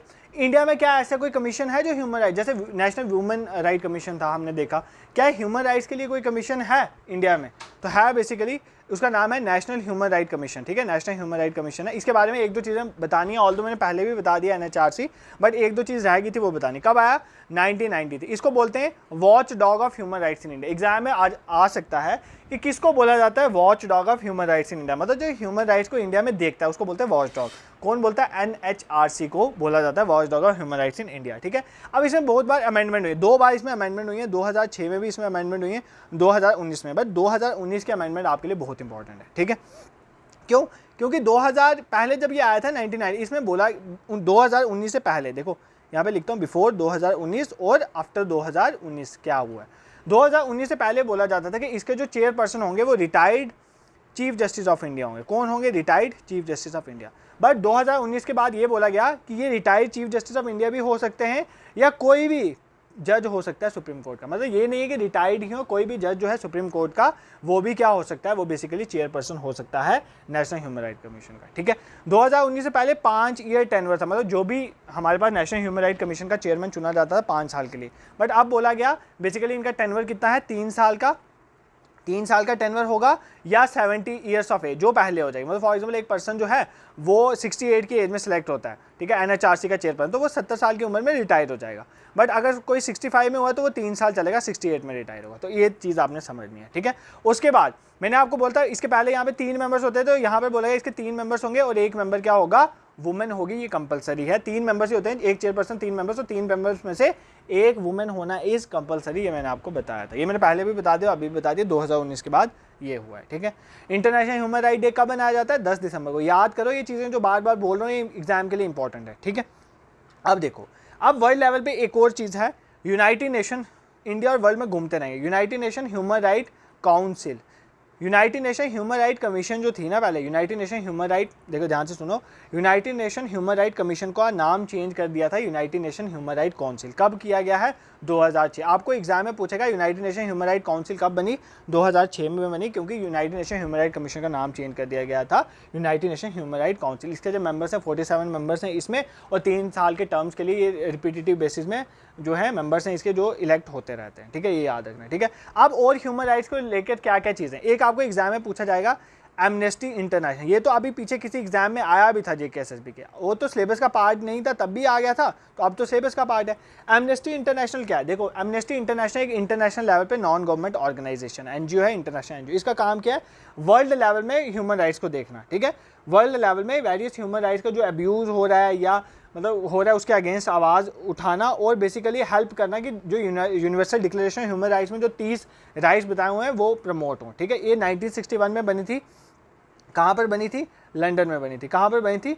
लंदन में बनी थी। पीटर जो बेनेसर हैं, ये नाम याद रखना, पीटर बेनेसर, इनको बोला जाता है, इनका एक इंपॉर्टेंट रोल है इसकी फॉर्मेशन में, पीटर बेनेसर का। ठीक है, और अगर आपको पूछे बेसिकली इसका हेडक्वार्टर कहाँ पर है, तो लंदन में बनी थी, तो हेडक्वार्टर भी इसका यूनाइटेड किंगडम है। तो इतना आपने याद रखना है। ठीक है, एमनेस्टी इंटरनेशनल समझ आ गया, कब बनी, कहाँ बनी, एट प्रेजेंट का हेडक्वार्टर क्या है, इसका काम क्या है, ह्यूमन राइट्स को प्रमोट करना। ठीक है, इसी तरह एक और है human rights watch, HRW, human rights watch. ठीक है, ये भी क्या है, ये 1978 में बनी, ये भी एक तरह की NGO है। ये बेसिकली रिसर्च वगैरह करते हैं ह्यूमन राइट इश्यूज़ में, वर्ल्ड लेवल में देखते हैं कि क्या ह्यूमन राइट इश्यूज़ हैं, क्या क्या नहीं, इसको देखते हैं। इसको ना, इसका नाम याद रखना, इसको हेलसिंकी वॉच भी कहते हैं, हेलसिंकी वॉच भी इसको कहा जाता है। ठीक है, क्योंकि ये हेलसिंकी अकॉर्ड के थ्रू बनी थी, तो इतना आप याद कर लोगे ह्यूमन राइट्स वॉच के बारे में, तो भी बहुत है। ठीक है, इन डेप्थ अब कितना ही पढ़ेंगे हम, इतना भी हो जाए तो बहुत इंपॉर्टेंट है आपके लिए।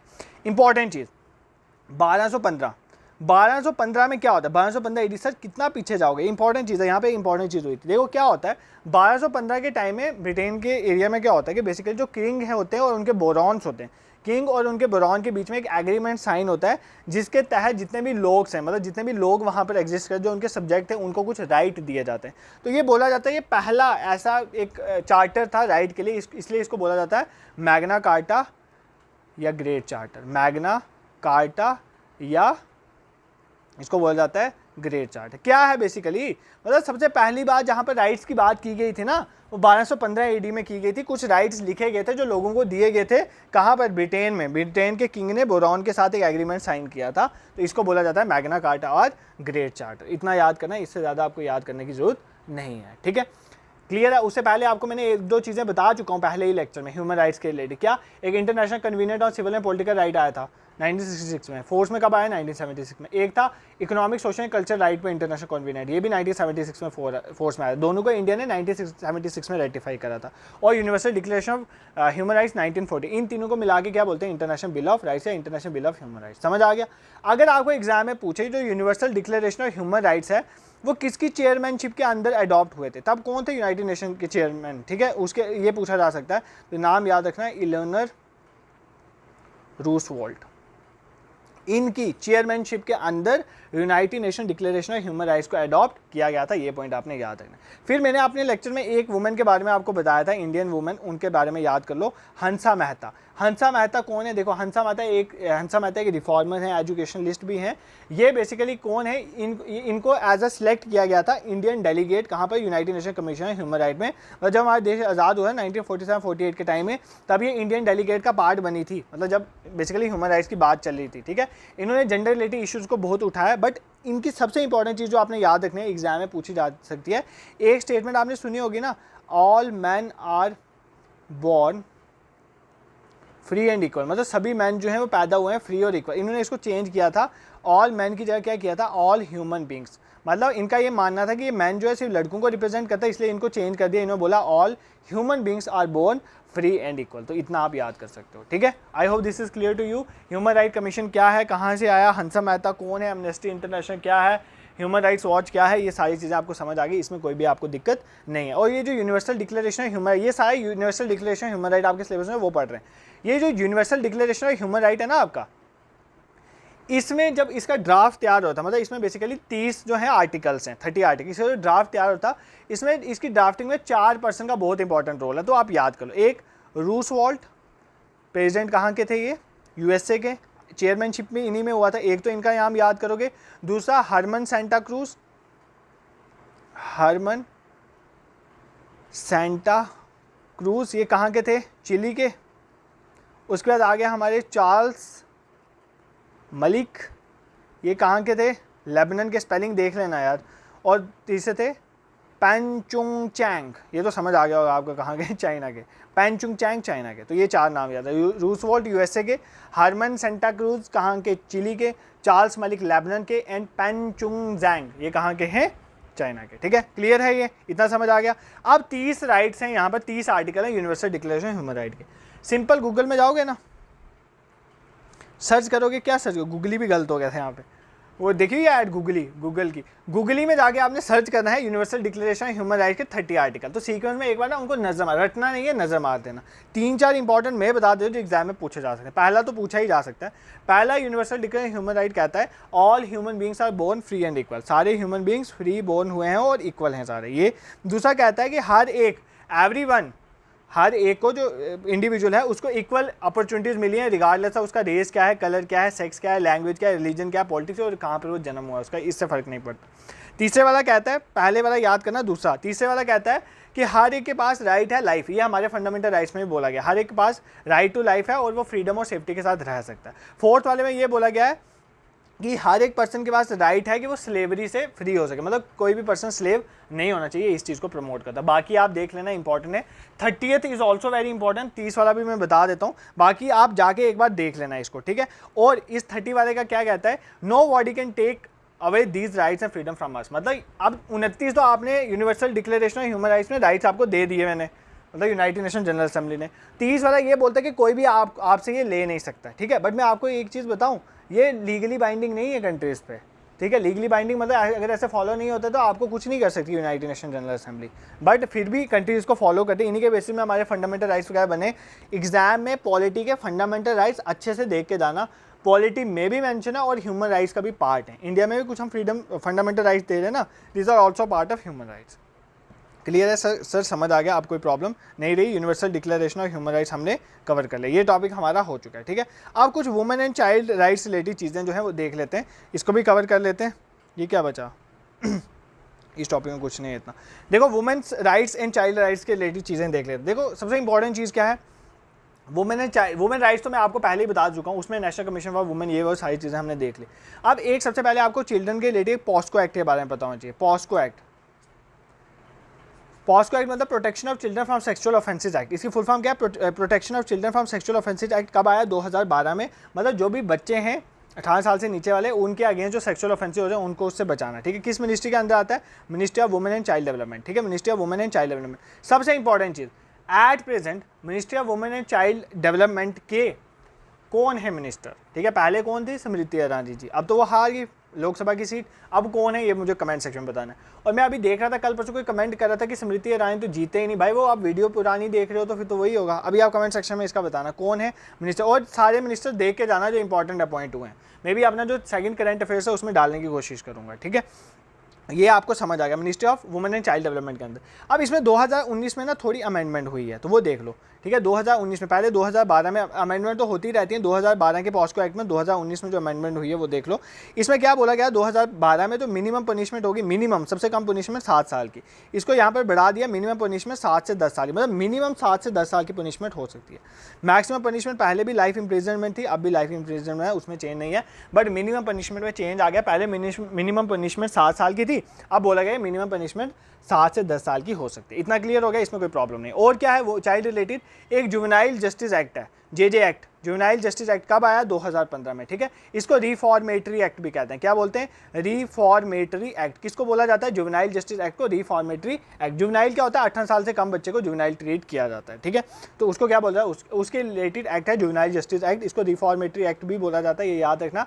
18 साल से कम बच्चे को जुवेनाइल ट्रीट किया जाए, उसको प्रोटेक्शन, मतलब अगर फॉर एग्जाम्पल उससे कोई गलती हो जाती है तो उसको इतनी सज़ा नहीं मिलती है। बट अभी एक रिसेंटली क्या बोला गया कि 16 से 18 साल का बच्चा, ये तो है तो जुवेनाइल, बट अगर ये कोई हीनियस क्राइम करता है, फॉर एग्जाम्पल ये मर्डर कर रहा है यार, किसी का रेप कर रहा है, अगर इस 16 से 18 साल का बच्चा, तो इसको आप बच्चा कंसिडर करोगे, नहीं, इस केस में इसको एडल्ट कंसिडर किया जाएगा और इसको सज़ा मिलेगी, ठीक है, ये पॉइंट याद है। फॉर एग्जाम्पल कोई टेररिस्ट अटैक में इन्वॉल्व है, रेप में इन्वॉल्व है, सेक्सुअल किसी चीज़ में इन्वॉल्व है, तो उसको फिर बख्शा नहीं जाएगा कि वो जुवेनाइल है, उसको एडल्ट ट्रीट किया जाएगा, ठीक है।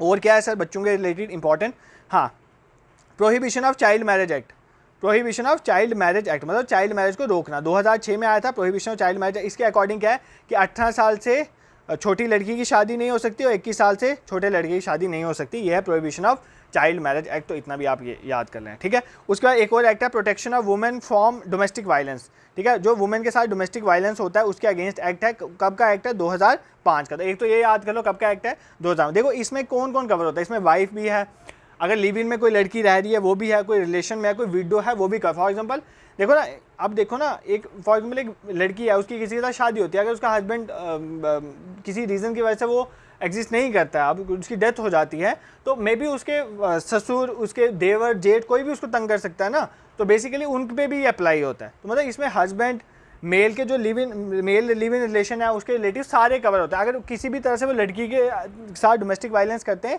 तो वो लड़की इस एक्ट के थ्रू उसको सज़ा मिलती है, लड़के को या उसकी फैमिली मेम्बर्स को, जो भी करता है। तो ये इसके लिए एक्ट है, ये भी देख लेना, उसमें अच्छे से पढ़ाया हुआ है, ठीक है। एक और चीज़ इंपॉर्टेंट आपको याद रखनी है, 4 वुमेन कॉन्फ्रेंस हुई हैं जो यूनाइटेड नेशन ने ऑर्गेनाइज करी हैं। कितनी वुमेन कॉन्फ्रेंस यूनाइटेड नेशन ने ऑर्गेनाइज करी हैं, 4, क्योंकि वुमेन इक्वालिटी को प्रमोट करने के लिए और जेंडर डिस्क्रिमिनेशन को खत्म करने के लिए। ये याद कर लेना, पहली कब हुई थी, 1975, फर्स्ट कब हुई थी, 1970, place is Mexico, Mexico is in where, आप देख लेना, ठीक है। सेकंड हमारी हुई थी कब, 1980 के टाइम पे, 1980 में, कहाँ पर हुई थी, कोपेनहेगन डेनमार्क में, कहाँ पे हुई थी, कोपेनहेगन डेनमार्क। थर्ड कहाँ पर हुई, 1985 में, 5वां साल का गैप देख लो, 1975, 80, 85 में, कहाँ पर हुई, Nairobi, Nairobi is in Kenya, ठीक है। और फोर्थ वाली हुई थी 1995 में, कहाँ पर हुई थी, बीजिंग, चाइना में। ये जो हुई थी ना बेसिकली फर्स्ट कॉन्फ्रेंस कब हुई थी, 1975 वाली। इसके आउटकम में एक कन्वेंशन निकली थी, convention on the elimination of discrimination of all form. ये मैं अभी आपको पहले बता चुका हूँ और मैंने आपको बताया भी था कि कब आया था, 1979 में। तो 1979 में क्या हमने एक कन्वेंशन अडॉप्ट की थी यूनाइटेड नेशन में कि कोई भी डिस्क्रिमिनेशन नहीं होगी अगेंस्ट वुमेन, जो फोर्स में 1979 में आई थी, इंडिया ने साइन करा था 1980 में और इंडिया ने इसको रेटिफाई किया था 1993 में। ये ऑलरेडी पहले भी बता चुका हूँ, यहाँ पे इसलिए बता रहा हूँ कि आपको पता होना चाहिए कि जो फर्स्ट वुमेन कॉन्फ्रेंस हुई थी यूनाइटेड नेशन वाली, उसके बाद उसके आउटकम में ये निकला था। तो चारों कॉन्फ्रेंस बता दी, पहली मैक्सिको में 1975, सेकंड 1980 कोपेनहेगन, थर्ड 1985 नैरोबी और फोर्थ वाली बीजिंग 1995 में, ठीक है। अब जैसे इंटरनेशनल ईयर फॉर वुमेन, यार बता चुका हूँ शायद, इंटरनेशनल ईयर ऑफ वुमेन वापस बता दूँ कब मनाया गया, 1975 को, और 1976 से 85 वाला जो था वो मैंने आपको बता दिया डिकेड डिक्लेयर हुआ था, ठीक है। अब इंपॉर्टेंट चीज़, अगर ये इंटरनेशनल ईयर फॉर वुमेन देख लिया तो इंटरनेशनल ईयर ऑफ चिल्ड्रन भी क्या डिक्लेयर हुआ है कभी, तो बिल्कुल हुआ है, 1979 में international year of children declare हुआ था, ठीक है। इंटरनेशनल वुमेन डे 8 मार्च बता दिया, ये बार बार बता रहा हूँ, क्यों बता रहा हूँ, क्योंकि इंटरनेशनल वुमेन डे 8 मार्च को मनाया गया, तो थीम इस बार की नहीं बताई है शायद मैंने, तो इस बार की 2024 की थीम थी इंटरनेशनल वुमेन डे की 8 मार्च वाले, count her in accelerating gender equality through economic empower, मतलब वुमेन की इकोनॉमिक इम्पावरमेंट करने से, मतलब इकोनॉमिकली अगर हम उसको इम्पावर करेंगे तो जेंडर इक्वालिटी क्या होगी, उसकी बढ़ेगी। तो इसकी ये थीम थी, ये याद रखना, ठीक है। और 13 फरवरी को नेशनल वुमेन डे मनाया जाए, ये भी बता चुका हूँ, ठीक है। इसमें कोई प्रॉब्लम है नहीं है। यूनिसेफ के बारे, चिल्ड्रन की बात करें तो यूनिसेफ के बारे में बात करें। यूनिसेफ क्या है? यूनाइटेड नेशंस क्या है? Children's fund, children's emergency fund बोला जाता है यूनिसेफ को। ये यूनाइटेड नेशन ऑर्गेनाइजेशन का स्पेशल ऑर्गन है, जिसका मतलब है कि बच्चों की हेल्थ को, उसकी न्यूट्रिशन को इंप्रूव करना। इसका हेडक्वार्टर पूछ सकता है कहाँ पर है? न्यूयॉर्क, यूएसए में। इतना देख लेना, ठीक है।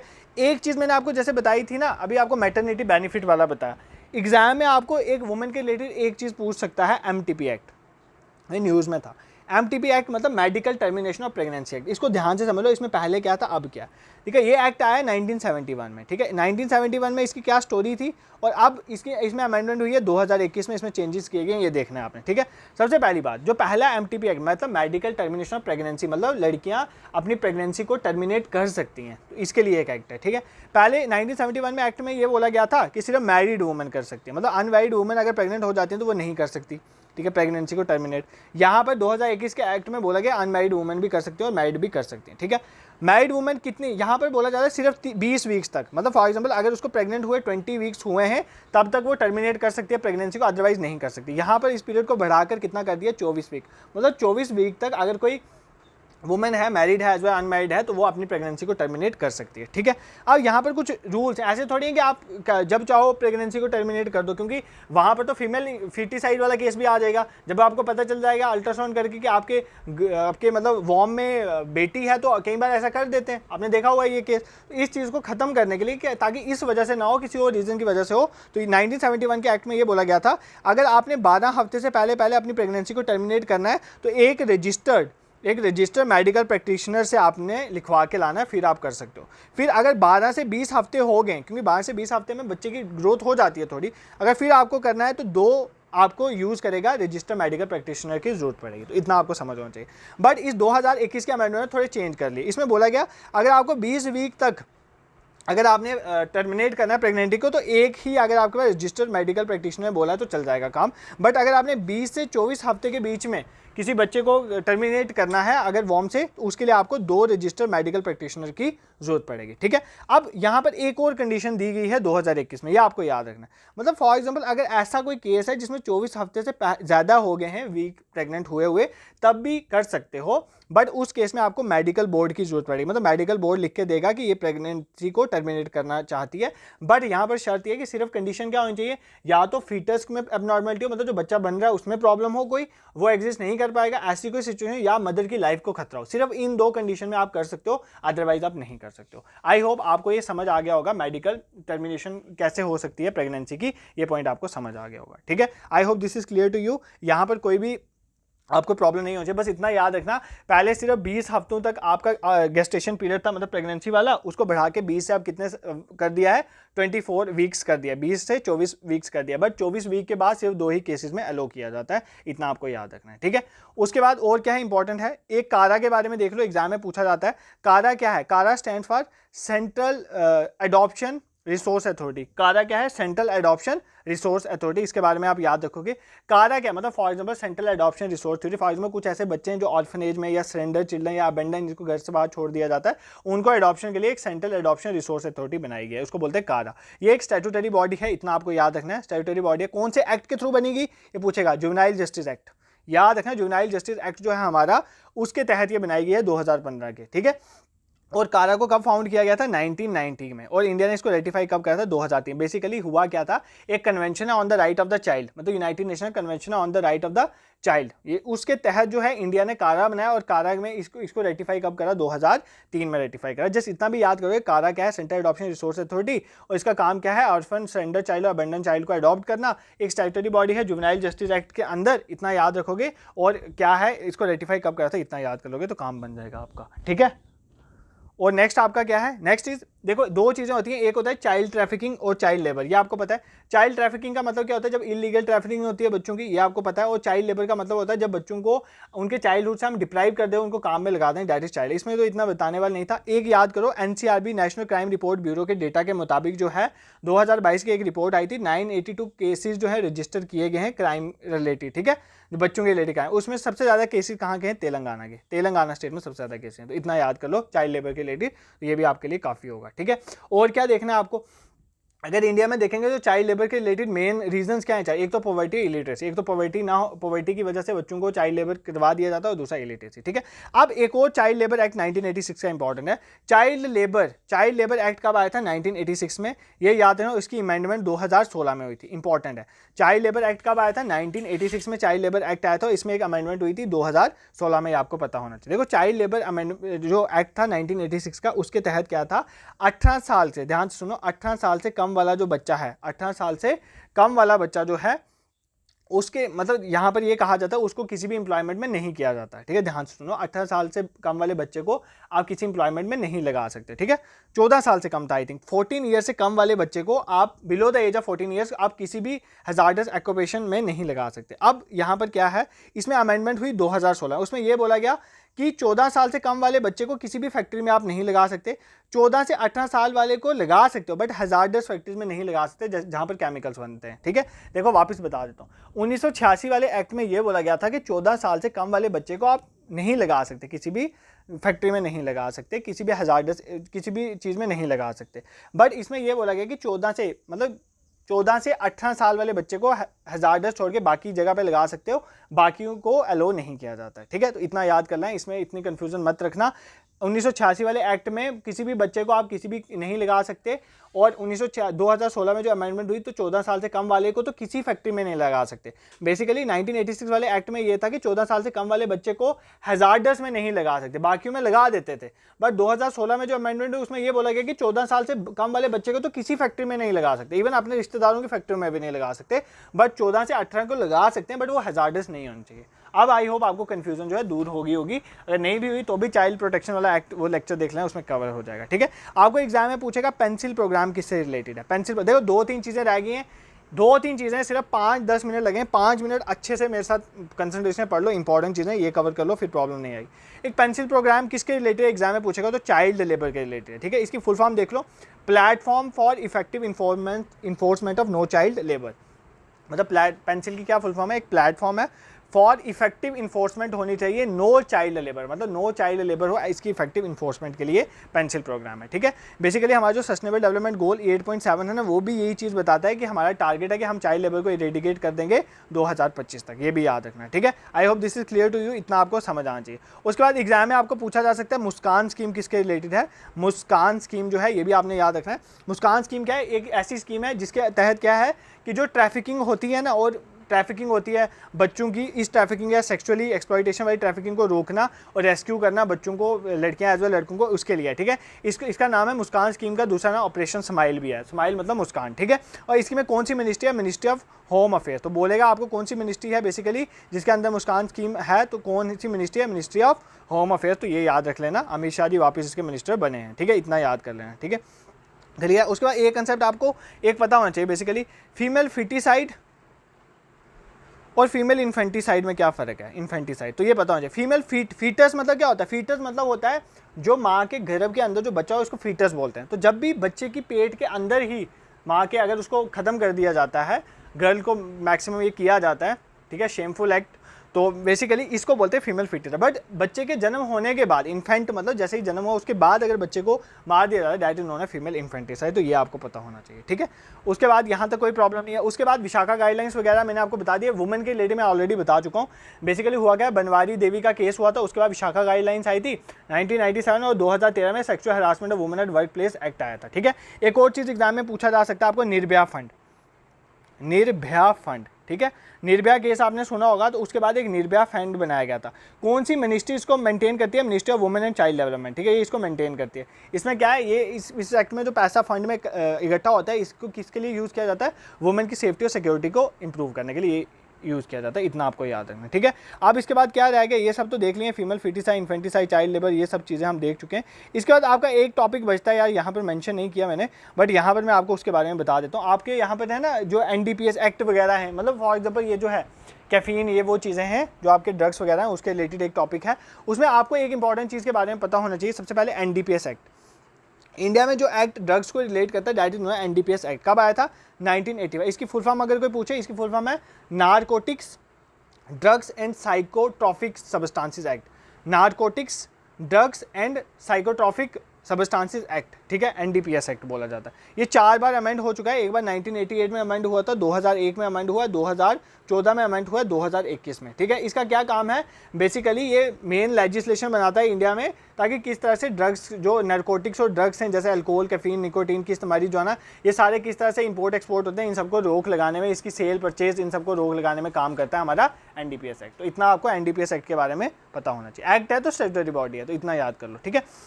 अब उसके बाद एक आपको एग्जाम में पूछे, नशा मुक्त अभियान, भारत अभियान, ये क्या है? बेसिकली ड्रग अब्यूज़ को खत्म करने के लिए कब लॉन्च हुआ था? 2020 में। किसने लॉन्च करा है? Ministry of social justice and empowerment, ministry of social justice and empowerment. याद कर लेना, नशा मुक्त अभियान जो है, नशा मुक्त भारत अभियान कौन चलाता है? Ministry of social justice and empowerment. इसमें मतलब ड्रग्स और इलीगल सेलिंग ऑफ ड्रग्स की को सप्लाई को रोका जाता है। इतना आपको याद रखना है, ठीक है। अब कुछ चीज़ें पूछ सकता है आपको एग्जाम में, कौन सी कहाँ से प्रोड्यूस होता है। फॉर एग्जाम्पल अगर आपको पूछे ओपीएम कहाँ से निकलता है, ओपीएम जो है बेसिकली एक वाइट पॉपी प्लांट होता है। कौन सा? वाइट पॉपी प्लांट, ठीक है। वाइट पॉपी प्लांट जो होता है, opium is a drug, white poppy plant जो होता है उसके कैप्सूल से बेसिकली ओपीएम निकलता है, ये आपको याद रखना, ठीक है। उसकी अगर बात करें भांग और गांजा की, भांग और गांजा की बात करें तो वो हेम्प प्लांट से निकलता है, हेम्प प्लांट, ठीक है। हेम्प प्लांट से भांग और गांजा निकलता है, ठीक है। ये भी चीज़ आपको एग्जाम में पूछी जा सकती है। 2 चीज़ें और पूछी जा सकती हैं, 2 चीज़ें, एक है गोल्डन क्रीसेंट। गोल्डन क्रीसेंट मतलब वर्ल्ड में ये ऐसा एक ग्रुप है जहाँ पर सबसे ज़्यादा ओपीएम प्रोड्यूस होता है, लार्जेस्ट ओपीएम प्रोडक्शन एरिया। कौन सा है? इसमें कौन सा एरिया आ जाता है? अफगानिस्तान, मतलब इंडिया के वेस्ट वाले अफगानिस्तान, पाकिस्तान और ईरान, इनको माना जाता है यहाँ पर सबसे ज़्यादा वर्ल्ड में ओपीएम प्रोड्यूस होता है। और एक है गोल्डन ट्राइंगल। गोल्डन ट्राइंगल मतलब जहाँ पर सेकंड नंबर पर सबसे ज़्यादा ओपीएम प्रोड्यूस होता है, गोल्डन ट्राइंगल। उसमें कौन कौन सी कंट्री आ जाती हैं? म्यांमार, लाओस और थाईलैंड। मेनली 3 आती हैं, बाकी 7 वाली भी आती है। 3 मेन जो है म्यांमार, लाओस और थाईलैंड है, इनको बोलते हैं गोल्डन ट्राइंगल, ठीक है। गोल्डन क्रीसेंट समझ आ गया। ओपीएम की सबसे ज़्यादा प्रोडक्शन अफगानिस्तान, पाकिस्तान, ईरान, और गोल्डन ट्राइंगल में हमारे सेकंड लार्जेस्ट आ जाता है कौन? म्यांमार, लाओस और थाईलैंड, ठीक है। ये क्लियर हो गया। इसको छोड़ के बस एक लास्ट लाइन आपको बतानी है, उसके बाद कंप्लीट ही है।